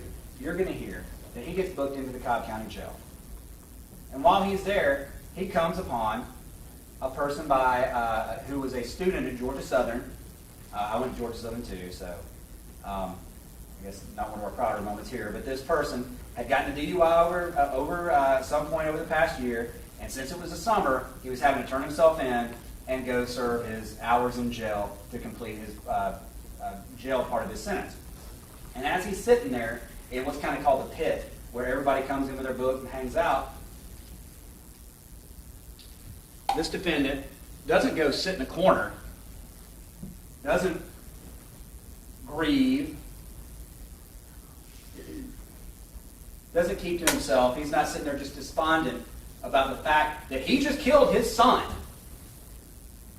He comes in and is like, hey, what's up, guys? What's going on? And sits down and starts chatting it up. Oh, what are y'all in for? And expresses being annoyed and things like that. And this student is going to tell you that he had no idea what this guy was in jail for. And then he saw it on the news. Later was like, oh my gosh. That's the guy who was arrested for killing his child. Okay. So at this point, he's been arrested. He's at the Cobb County Jail. So the police stop there. At that point, ladies and gentlemen, we've got lies from the police. We've got the defendant checking the crime scene. We've got 0.6 miles he drove with that child right beside him. There is overwhelming evidence that this was not an accident. 0.6 miles, which, by the way, you know where Glen Academy is here, 0.7 miles? That's further than he had to drive to Chick-fil-A. And a lot further than when he made that decision to go to work and not to daycare.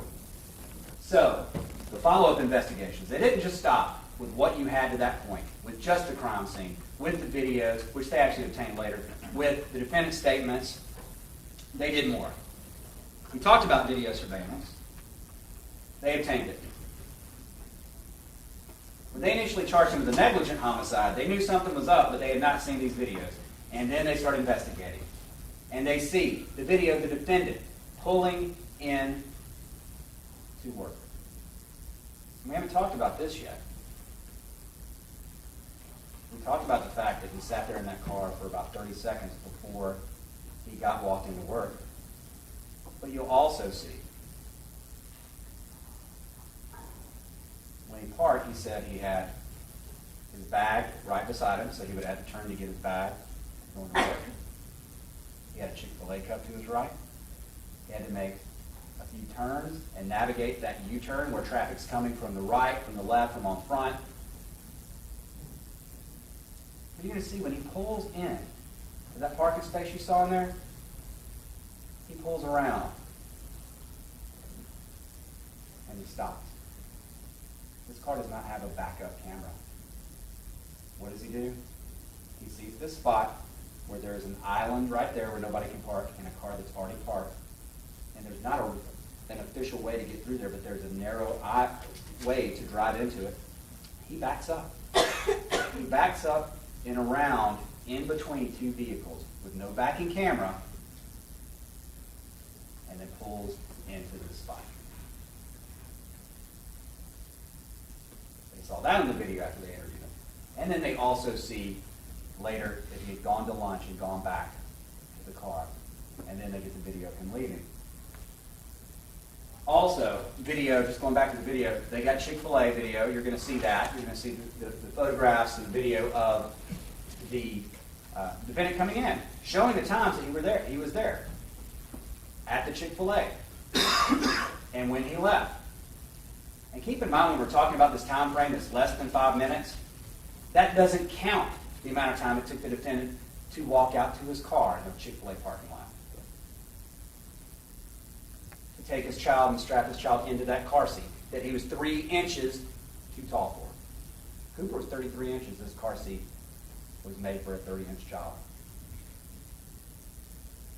You're going to see, and during this time, not only did he walk out there, strap the child in, as he told the police he had this conversation with him, all that time he still wasn't forgetting, wasn't driving, any of that. So that's not even less than 5 minutes. It's much less than that.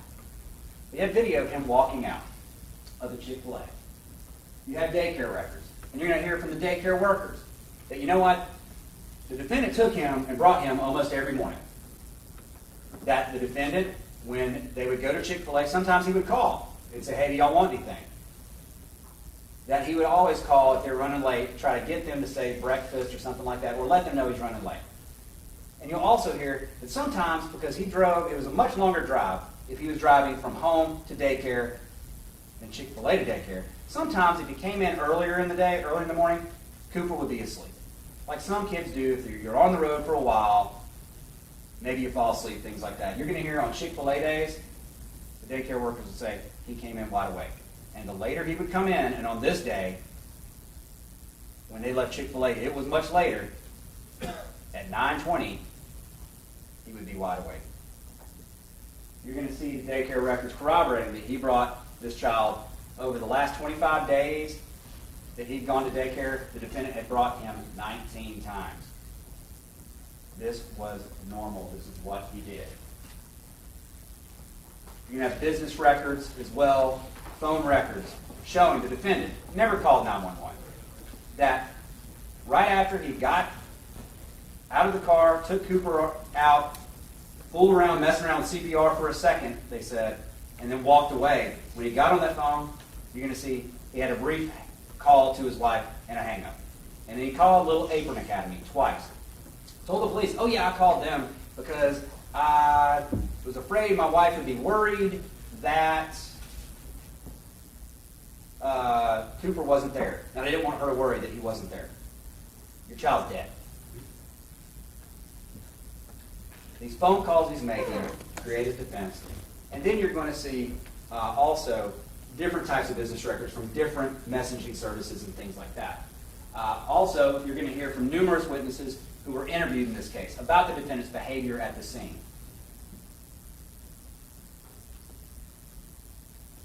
You're going to hear testimony about computers that were seized, and then also phones that were seized. Now, the investigation, when it turned to the videos, they also went and looked at forensic evidence pulled from telephones and from computers to see what he was doing that day. What he was doing that day. What you're going to see is that not only on that day was he messaging women constantly, that he was leading a double life. That he voiced numerous times in random things on an app called Whisper. I miss being single. I'm at a breaking point, just a couple weeks before this. Messaging underage girls as young as 15. This being his obsession. Taking risk after risk after risk. Meeting up with prostitutes while his wife texts him about, you realize, what are you doing? Can you come home? Cooper and I are going to be leaving for several days here soon. You're going to see this double life you get from the phone and from the computers. Now, what types of evidence will we prove to prove guilt in this case? You're going to have direct evidence, circumstantial evidence, expert testimony, and motive evidence. Let's start with direct evidence. First, the direct evidence, there's no doubt the defendant is responsible for Cooper's death. The defendant's admissions that he is the one who took Cooper, that he is the one who locked him in that car and left him, that he is the one who drove him that day, the Home Depot parking lot showing it, and the child's body. That is direct evidence that he caused this child's death. And proving malice, the direct evidence. Messaging on the morning of the murder that he needed an escape from his son, 5 minutes from getting just that. Malice. There's nothing more malicious than what was done to this child's body, baking in that car for 7 hours. The number of hours in that car, every second, every minute, every hour that he chose to leave that child out there is malice. The Home Depot video of the defendant, how he parked, going back to the car at lunch, that is malice. And the defendant's own words, knowing what this would do to somebody. Oh, I would hate for that to happen to my son. Malice. Circumstantial evidence. And the judge will tell you later at the end of this case, direct evidence, circumstantial evidence, one isn't better than the other, they're just different types of evidence. What type of circumstantial evidence are you going to see in this case? Well, his behavior at the scene. You're going to hear about his lies to the police, omitting the things that convict him. You're going to hear about the script to convince the police. He had thought this out. The distance between Chick-fil-A and Treehouse, circumstantial evidence, and the time it took to get there when you piece the times on these videos together. Okay, expert evidence. In this case, well, first of all, you have the medical examiner. You're going to hear about the autopsy. Cause of death, hyperthermia. Caused by being left out in that car for that long. Manner of the death in this case, you're going to hear, at the time, the medical examiner, he actually was leaving right at the time he had to get his report out. When he did, he marked it as undetermined. He'd already told the police he thought it was going to be a homicide, but he knew the police still were in there still doing investigations, and so he ruled it undetermined. And you're going to hear him testify that based upon the conclusion of the evidence or the investigation in this case, it is a homicide. You're also going to hear about the damage that was done to this child from the medical examiner, about how he suffered this death. And there'll be no doubt that based upon the nature and the length of the suffering, this child suffered horrible physical pain, which is regarding counts 3, counts 4 and 5, cruelty counts. Cruel and excessive physical pain. There can be no more cruel and excessive physical pain than what this child suffered. Other expert testimony you're going to hear. There was temperature testing done on this car. The car was taken back to the Home Depot parking lot a couple weeks later and was experts in the field of trying to determine how hot it gets inside of a car and things of that nature, came out and did testing on it to show, and you'll get to hear, how hot this car or a car can get on a hot summer day. On this day that the defendant left Cooper in the car, it got up to 92 degrees. And just coincidence, happened to be the hottest day of the year that he chose to leave his son in the car up to that point. And you'll see there was a web search on his phone that he had Googled, why does it get hazy on a hot day, the day before the murder? And that he had gone to weatherpredictor.com the day before the murder. And so you're going to get this expert testimony about how this actually works, how cars heat up and things of that nature. And then you're also going to have expert testimony about the computer forensics, about how the detectives go in and extract this evidence, how they do it. And then crime scene analysis as well. You're going to see crime scene analysis and 3D scans and things of that nature showing you the crime scene and the different perspectives and photographs of the different places where things happen and the different perspectives.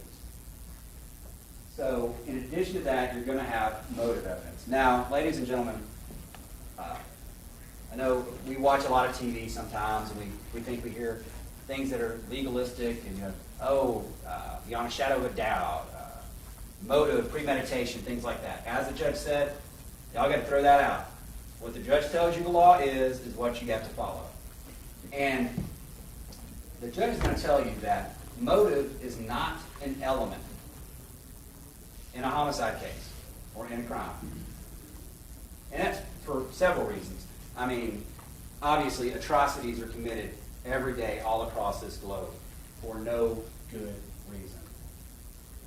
Sometimes people who kill go to their graves with that motive still buried deep inside them, and we don't know why they did what they did.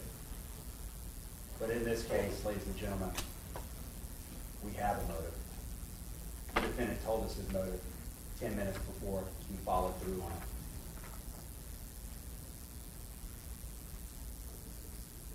Motive evidence. Talking about wanting that double life, or leading that double life. You're going to see several messages where he specifically says, I lead a double life.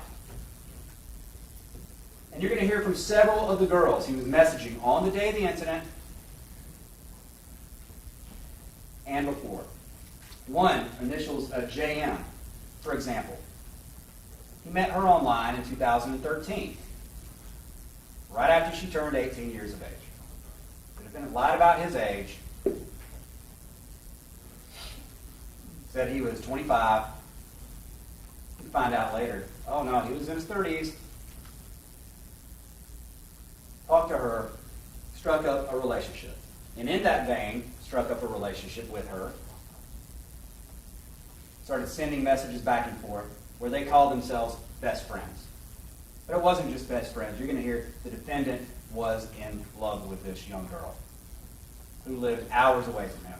You're going to hear about how he showed up at a Walmart in her hometown hours away to see her, and how they sat in his car and kissed. You're going to hear how that relationship continued, and how he even deceived her, told her she was the only one, and you're going to hear about all kinds of girls he was talking to and things like that in this double life. His motive, his obsession for wanting to remove the biggest obstacle to him leading that life. You're going to hear that he told her he loved her, and that around March of 2014, she had started dating somebody, and they kind of broke it off. They still talk, but the guy she's dating found out they'd messaged, and you're going to hear he was very upset about this. And you'll see messages over the course of the next 3 months leading up to the morning of, where the defendant would become despondent that she wouldn't respond to him. And that the days before the murder, just one of these motives, just so you know what's going on in his head,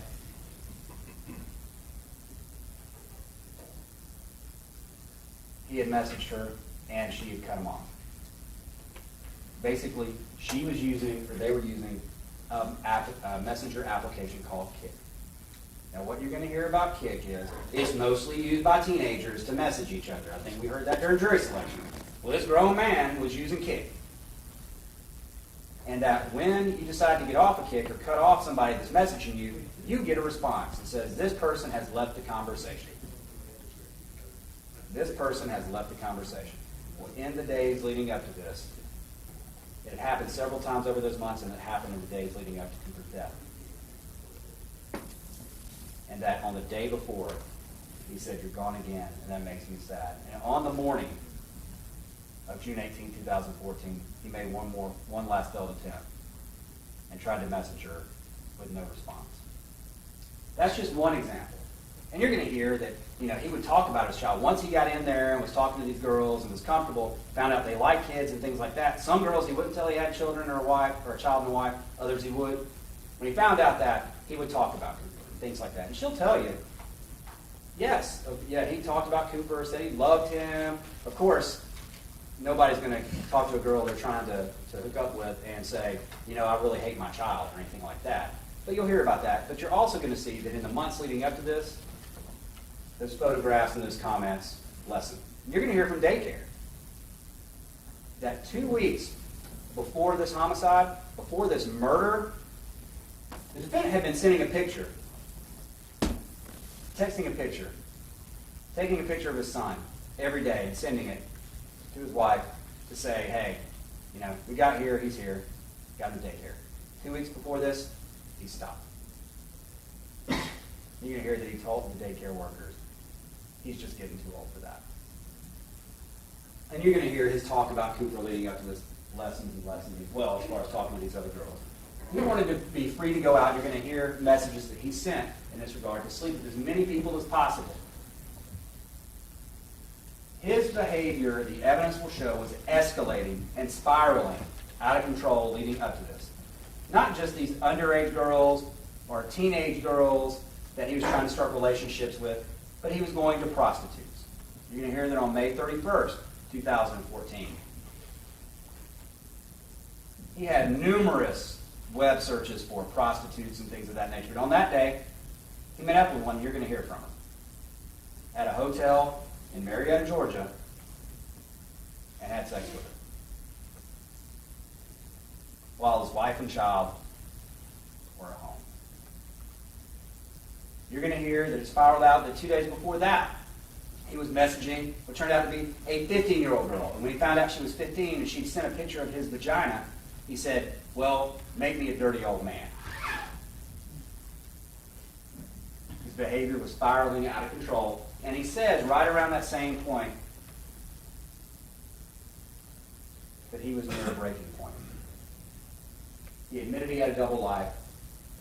And the motive evidence is shown through the messages at Chick-fil-A and while he's driving to work.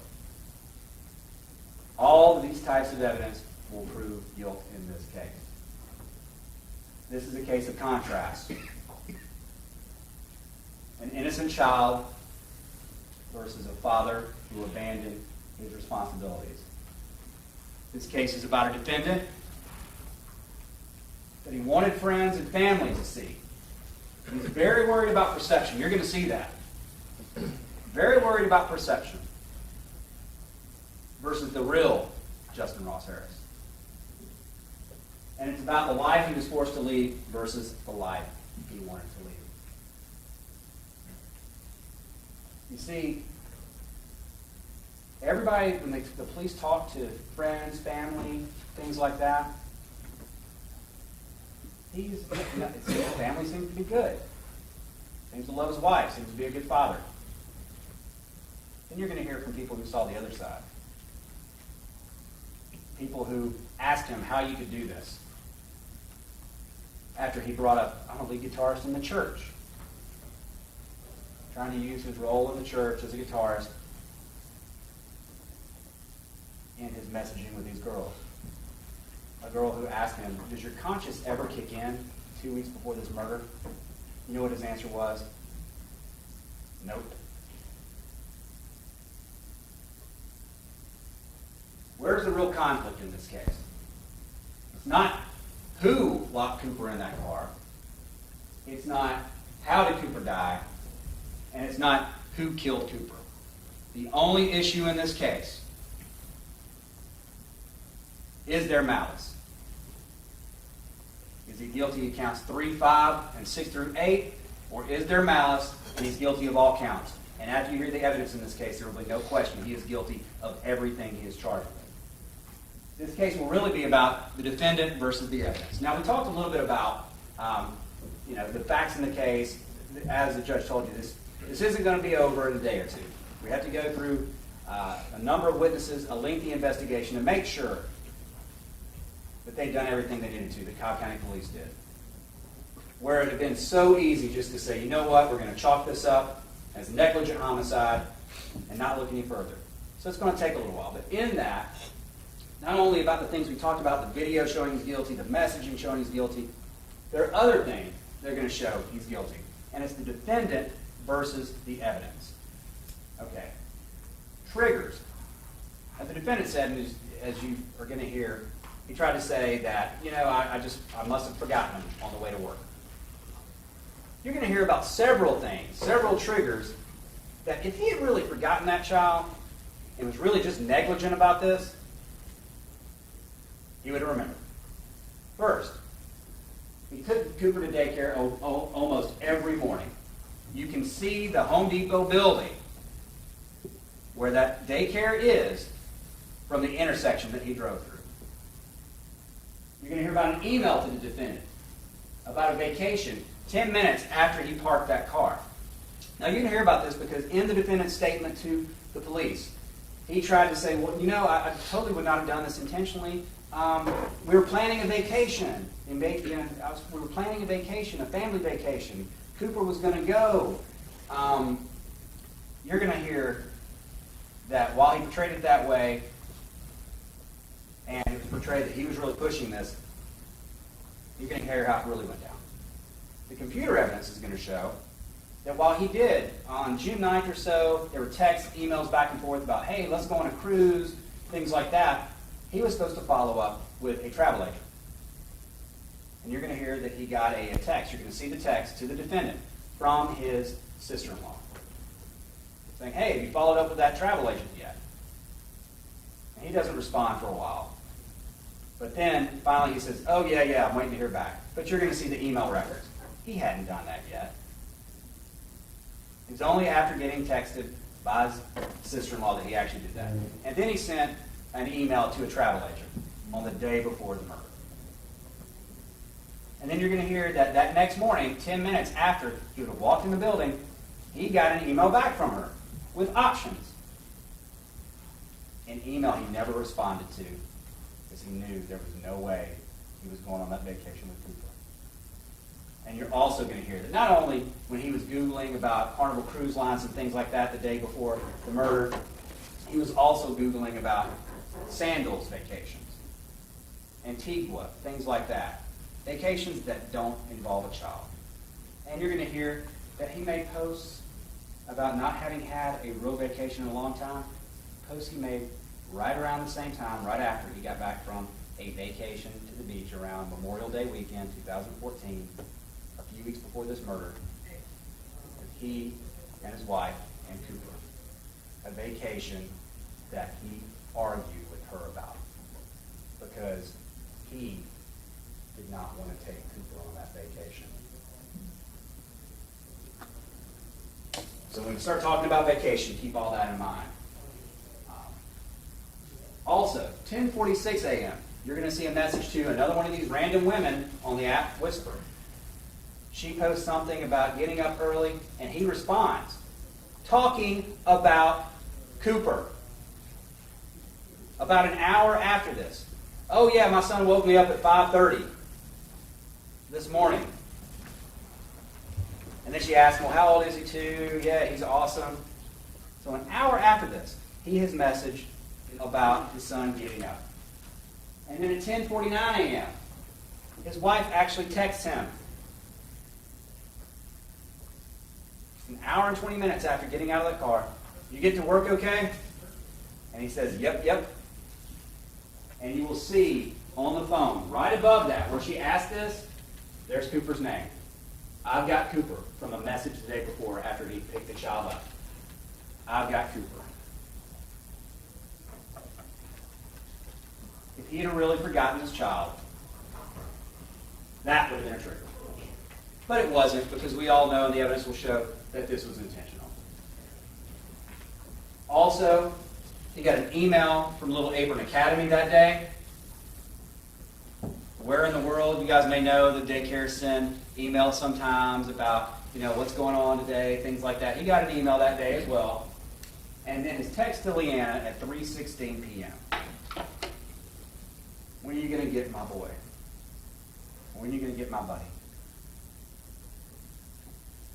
Trying to figure out what time she was going to leave. Because it wasn't like you're going to hear that she worked anywhere close to where that daycare was. Unlike him. You're going to hear that she worked about 50 minutes away. And he knew he had lag time, and it was going to take her a while to get him, and he was trying to figure out when it was he needed to leave. Let's talk about some things that were not in his routine that you're going to see.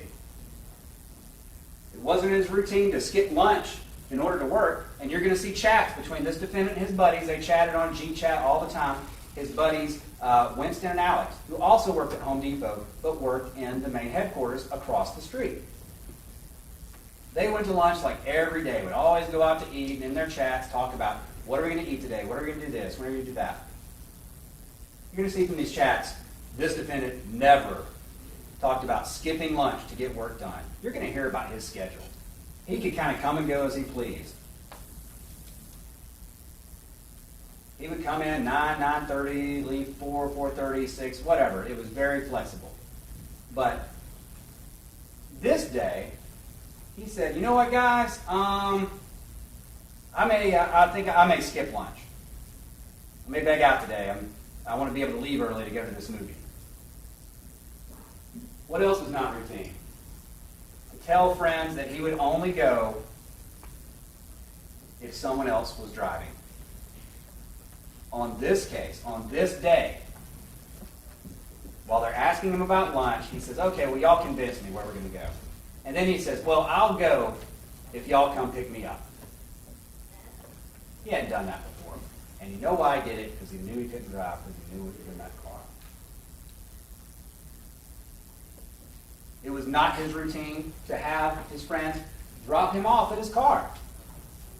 His friends would say, no, that was out of the ordinary. He didn't usually do that. They stopped and bought light bulbs, of all things. And he had missing light bulbs that were out in his house. But they'd never stopped for him to drop something off in the car. And he had no problem bringing things into the office with him. As you're going to see, a week before this, the defendant was seen on video and witnesses saw him come into the office. And that day, he didn't have a problem bringing something into the office. Something that doesn't talk, something that's not alive. He brought his guitar in. He remembered to bring his guitar in a week before. And when people asked him about it, he said, I don't want to leave my guitar out in the car so it gets hot. There's no problem bringing things into the office. And as we already talked about, asking his wife what time she's getting Cooper, after it was already decided that she was definitely the one picking up. There had been no reason for him to ask that. Okay, emails. Knowledge and state of mind. How was this formed in his head? How did he come up with this? You're going to hear about emails that go to his knowledge and state of mind. Emails about children being left in cars. Don't leave your children in the car. Things of that nature. He received 2013. His wife sent him a link about this happening to somebody up in New York. 2014, in May, about the Look Again campaign. In April 2014, the Look Again campaign. At the scene, minutes after pulling his dead child out of a car, he's already spouting out, I didn't do a second look. And then, hour or so after this, telling the police that he just wants to be an advocate, like the guy I saw on TV that this happened to, just like me. And then the video we talked about, how high was he getting a parked car 5 days before the murder. We talked about the double life. We talked about the fact that he let everybody think, and everybody thought that his marriage was good, there were no problems. He was very proud in his conversations about his work with the church. And you're going to hear that this double life, he portrayed himself as, even to the people that he was communicating with, very involved in his church, and actually used that, hey, I'm a lead guitarist to some of these younger girls. And you're going to hear that he led a double life. Those two things don't jive. You're going to hear that the defendant had a double life that was spiraling out of control. And then, in addition to all that, it comes back to the common sense, basic facts in this case. 0.6 miles, just a few minutes away. 30 seconds with Cooper after the car was parked. Back to the car at lunch, and then the departure. And that stench. During this trial, remain focused. Remain focused on what's important. Focus on the defendant and what he did. This case is about Cooper. This case is about what was done to him. And this case is about who is guilty for doing it. And the evidence in this case, it will be clear about all three things. The defendant's own words. The defendant versus the evidence. The defendant's own words show that he's guilty. The defendant's incriminating and conflicting statements, his texts and emails, what he really intended, what he said before getting caught, and his attempts to manipulate the situation and commit a fraud upon everybody in this investigation. Remember all of these things during trial.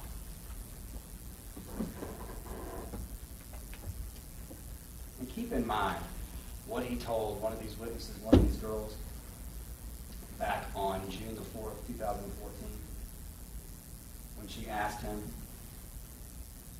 after he said, yeah, I'm the lead guitarist in my church. So you still consider, even though you're married, having sex with other women? He says, yep. And then she asked him, does your conscience ever kick in? And he says, no. It didn't kick in then, and it didn't kick in on June 18th, 2014. In this case, it's the state's burden to prove the defendant guilty. It belongs to the state, and it's the state's burden to prove this case beyond a reasonable doubt. And the key word there is reasonable. Any reasonable view of the facts that you're going to see show this defendant intentionally murdered his child. There would be no doubt the defendant, and the proof will be that he locked the child in the car. That because he locked his child in the car, Cooper is dead, and the defendant is clearly guilty of all counts, including malice murder. I love my son-in-law, but we both need escapes. I love my son-in-law, but we both need escapes. Death, deception, and a double life. On June 18, 2014, the defendant killed Cooper. The defendant killed, he committed murder, and the evidence will prove this beyond a reasonable doubt. At the end of this case, ladies and gentlemen, we're just going to ask you to do a couple of simple things. Use your good common sense. Use your good common sense with all the evidence in this case. And hold this man responsible for trying to escape from one life and into another, and killing a child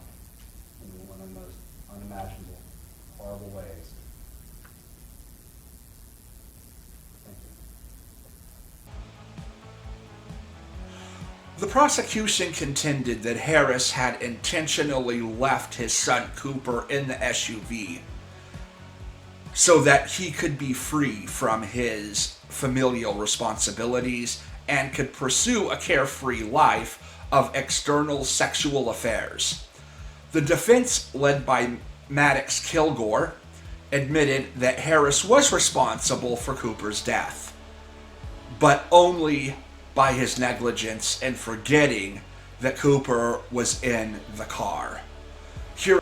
Evidence presented by the prosecution included a video of Harris returning to the SUV at midday to put some light bulbs into the front seat. In the video, it does not appear that Ross Harris looks into the vehicle, but police investigators contended that the stench of death had filled the car and that Harris must have noticed it, either at that point or when he drove the car away at the end of the day. On cross-examination, the officers admitted that they had not mentioned the stench until over a year of Cooper's death, and other witnesses at the scene said they did not notice a smell. That Harris had researched child deaths in hot cars prior to the incident. Harris's ex-wife, Cooper's mother, testified on his behalf at his trial, stating that Harris had destroyed her life with his sexual affairs, but that he did not potentially kill their son. The jury deliberated for 4 days before reaching a verdict.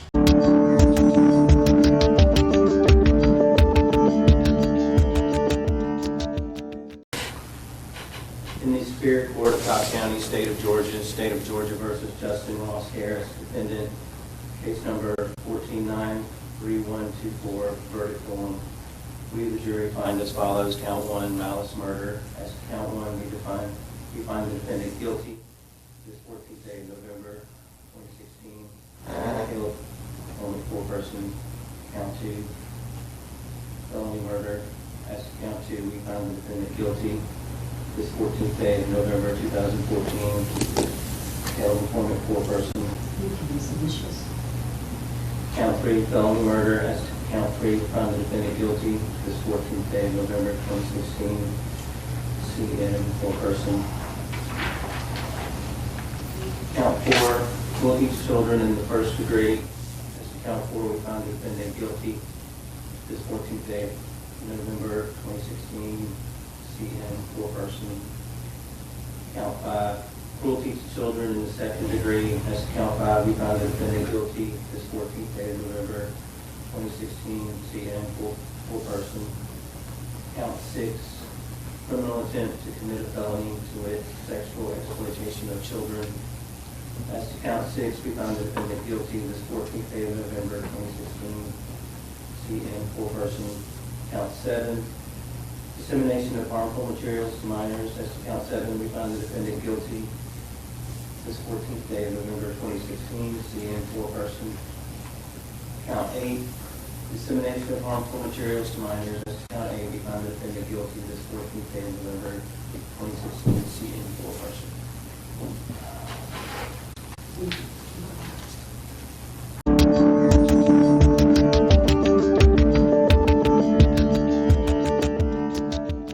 I'm going to play Justin Harris's sentencing. Defendant Just Roston Harris has been found guilty by a Glenn County jury of all counts in this bill of indictment, and that includes malice murder of his 22-month-old son, Cooper Harris, and felony murder of his 22-month-old son, Cooper Harris. He's also been found guilty of the underlying felonies and misdemeanors. It now becomes my duty to determine what punishment will be imposed for these offenses. In arriving at this determination, I am authorized to consider all of the evidence received in court during the trial of the case, except for any evidence that was offered for a limited purpose. I am by law to consider the facts and circumstances of extenuation and mitigation of punishment, if any, as well as evidence in aggravation of punishment. Court should be mindful that mitigating or extenuating facts or circumstances or those that do not constitute a justification or excuse for the offense, but that in fairness and mercy may be considered as extenuating or reducing the degree of moral culpability or blame, except for the fact that the defendant has no prior criminal conviction. There is no mitigating fact or circumstance in this case. The aggravating circumstances are those that increase the guilt or enormity of the offense or adds to its injurious consequence. This court finds particularly that the defendant, Justin Ross Harris, intentionally and unnecessarily, in a wanton manner, caused and inflicted upon the the victim, Cooper Harris, unnecessary and wanton, severe physical and mental pain and agony. The evidence in aggravation in this case is replete by the evidence presented during the 6 weeks of evidence presented to a jury. The jury in this case was diligent and conscientious. They were careful in their observation of the witnesses. They were careful in their note-taking. They were careful when they had the view of the car that was involved. It was not a large SUV. They were careful in observing the seating and positioning of the child safety seat involved in this case. They took careful time in their deliberations. They asked to review evidence that was of concern to them, and it was done so in open court. When they came back into the courtroom to render their verdict, and they were polled by the court and asked if in fact that was their verdict in the jury room, and if it was still their verdict, each stood and each unequivocally said yes, it was. There was no hesitancy, there was no reservation, there was no in their answers at all. They fairly deliberated and discharged their duties and found the defendant guilty of what factually was a horrific experience for this 22-month-old child who had been placed in the trust of his father, and in violation and dereliction of duty to that child, if not love of that child, callously walked away and left that child in a hot car in June in Georgia in the summer to swelter and die. The state's recommendation is the very least that anyone could deem just under the circumstances of this case, and I will follow the recommendation. Mr. Phillips, if you'll do the paperwork, please. You got it? Okay. If the parties would approach. Following sentence in the case of the State of Georgia versus Justin Ross Harris, criminal action 14-93124. As to count one, the court imposes the sentence of, as to malice murder, with the jury having found the defendant guilty. Sentence of the court is life to serve in confinement without parole. As to count two, felony murder, guilty. It's vacated by law due to the conviction on count one. As to count three, felony murder, disposition by the jury of guilty. It is also vacated by law due to conviction on count one. As to count four, cruelty to children in the first degree, the jury having found the defendant guilty, the sentence of the court is 20 years to serve in confinement. This will be consecutive to count one, malice murder, life to serve in confinement without parole. Count five, cruelty to children in the second degree, the jury having found the defendant guilty, it will merge into count four as a matter of law. As to count six, criminal attempt to commit a felony, to wit, sexual exploitation of children, with a disposition by the jury of guilty. The court imposes a sentence of 10 years to serve in confinement, consecutive to counts 1 and 4. As to count 7, dissemination of harmful material to minors, with the jury having found the defendant guilty, the court imposes a sentence of 12 months to serve in confinement, consecutive to counts 1, 4, and 6. And as to count 8, dissemination of harmful material to minors, the jury having found the defendant guilty, the court imposes a sentence of 12 months to serve in confinement, consecutive to counts 1, 4, and 6, and 7.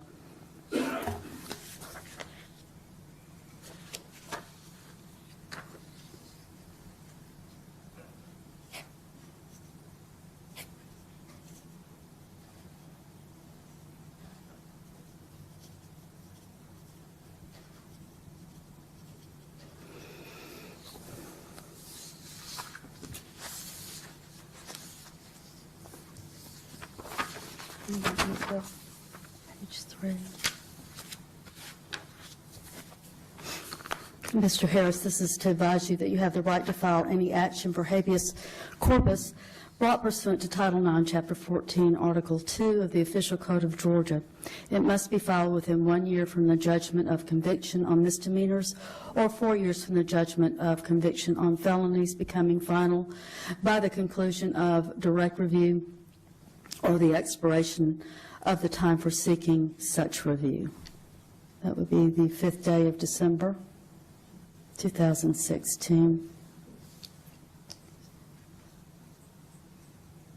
You also have a right to appellate review. I know that you've discussed that with counsel because you and I have discussed that previously. So let this serve to remind you that you have 30 days in which to file the first steps toward appellate review. Mr. Kilgore has already advised the court that he either has or will, I would assume will, file a motion for new trial and take the appropriate appellate steps. Is that still your intent, Mr. Kilgore? Yes, ma'am, we'll take care of it. I appreciate that. My final observation is this, Mr. Harris. I went back and reviewed and thought about your statement to the police and your statement to your wife when you were taken into custody.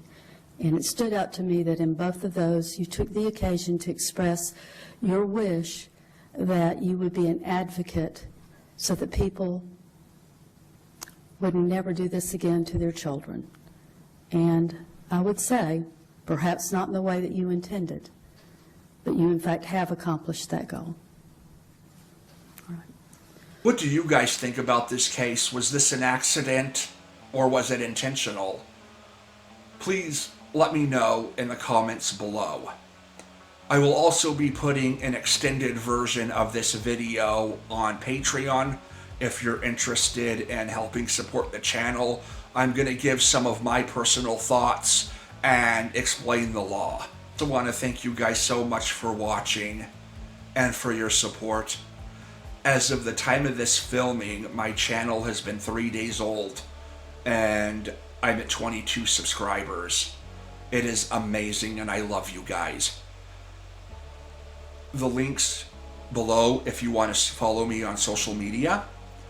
Also, I have a discount code for the Crime Store in the description, and that is going to be good through July 5th of 2021. And if you do purchase an item from the Crime Store, please send me a picture of it. Not only will I put it on my social media and feature it in a future video, I will send you a free, exclusive Crime and Punishment gift as a thank you, to show how much I appreciate you all. If you're unable to support on Patreon, that's fine. Please subscribe. If you'd like to make a one-time donation, there is a link in the description of that as well. And until next time, guys, I'll see you in the next video.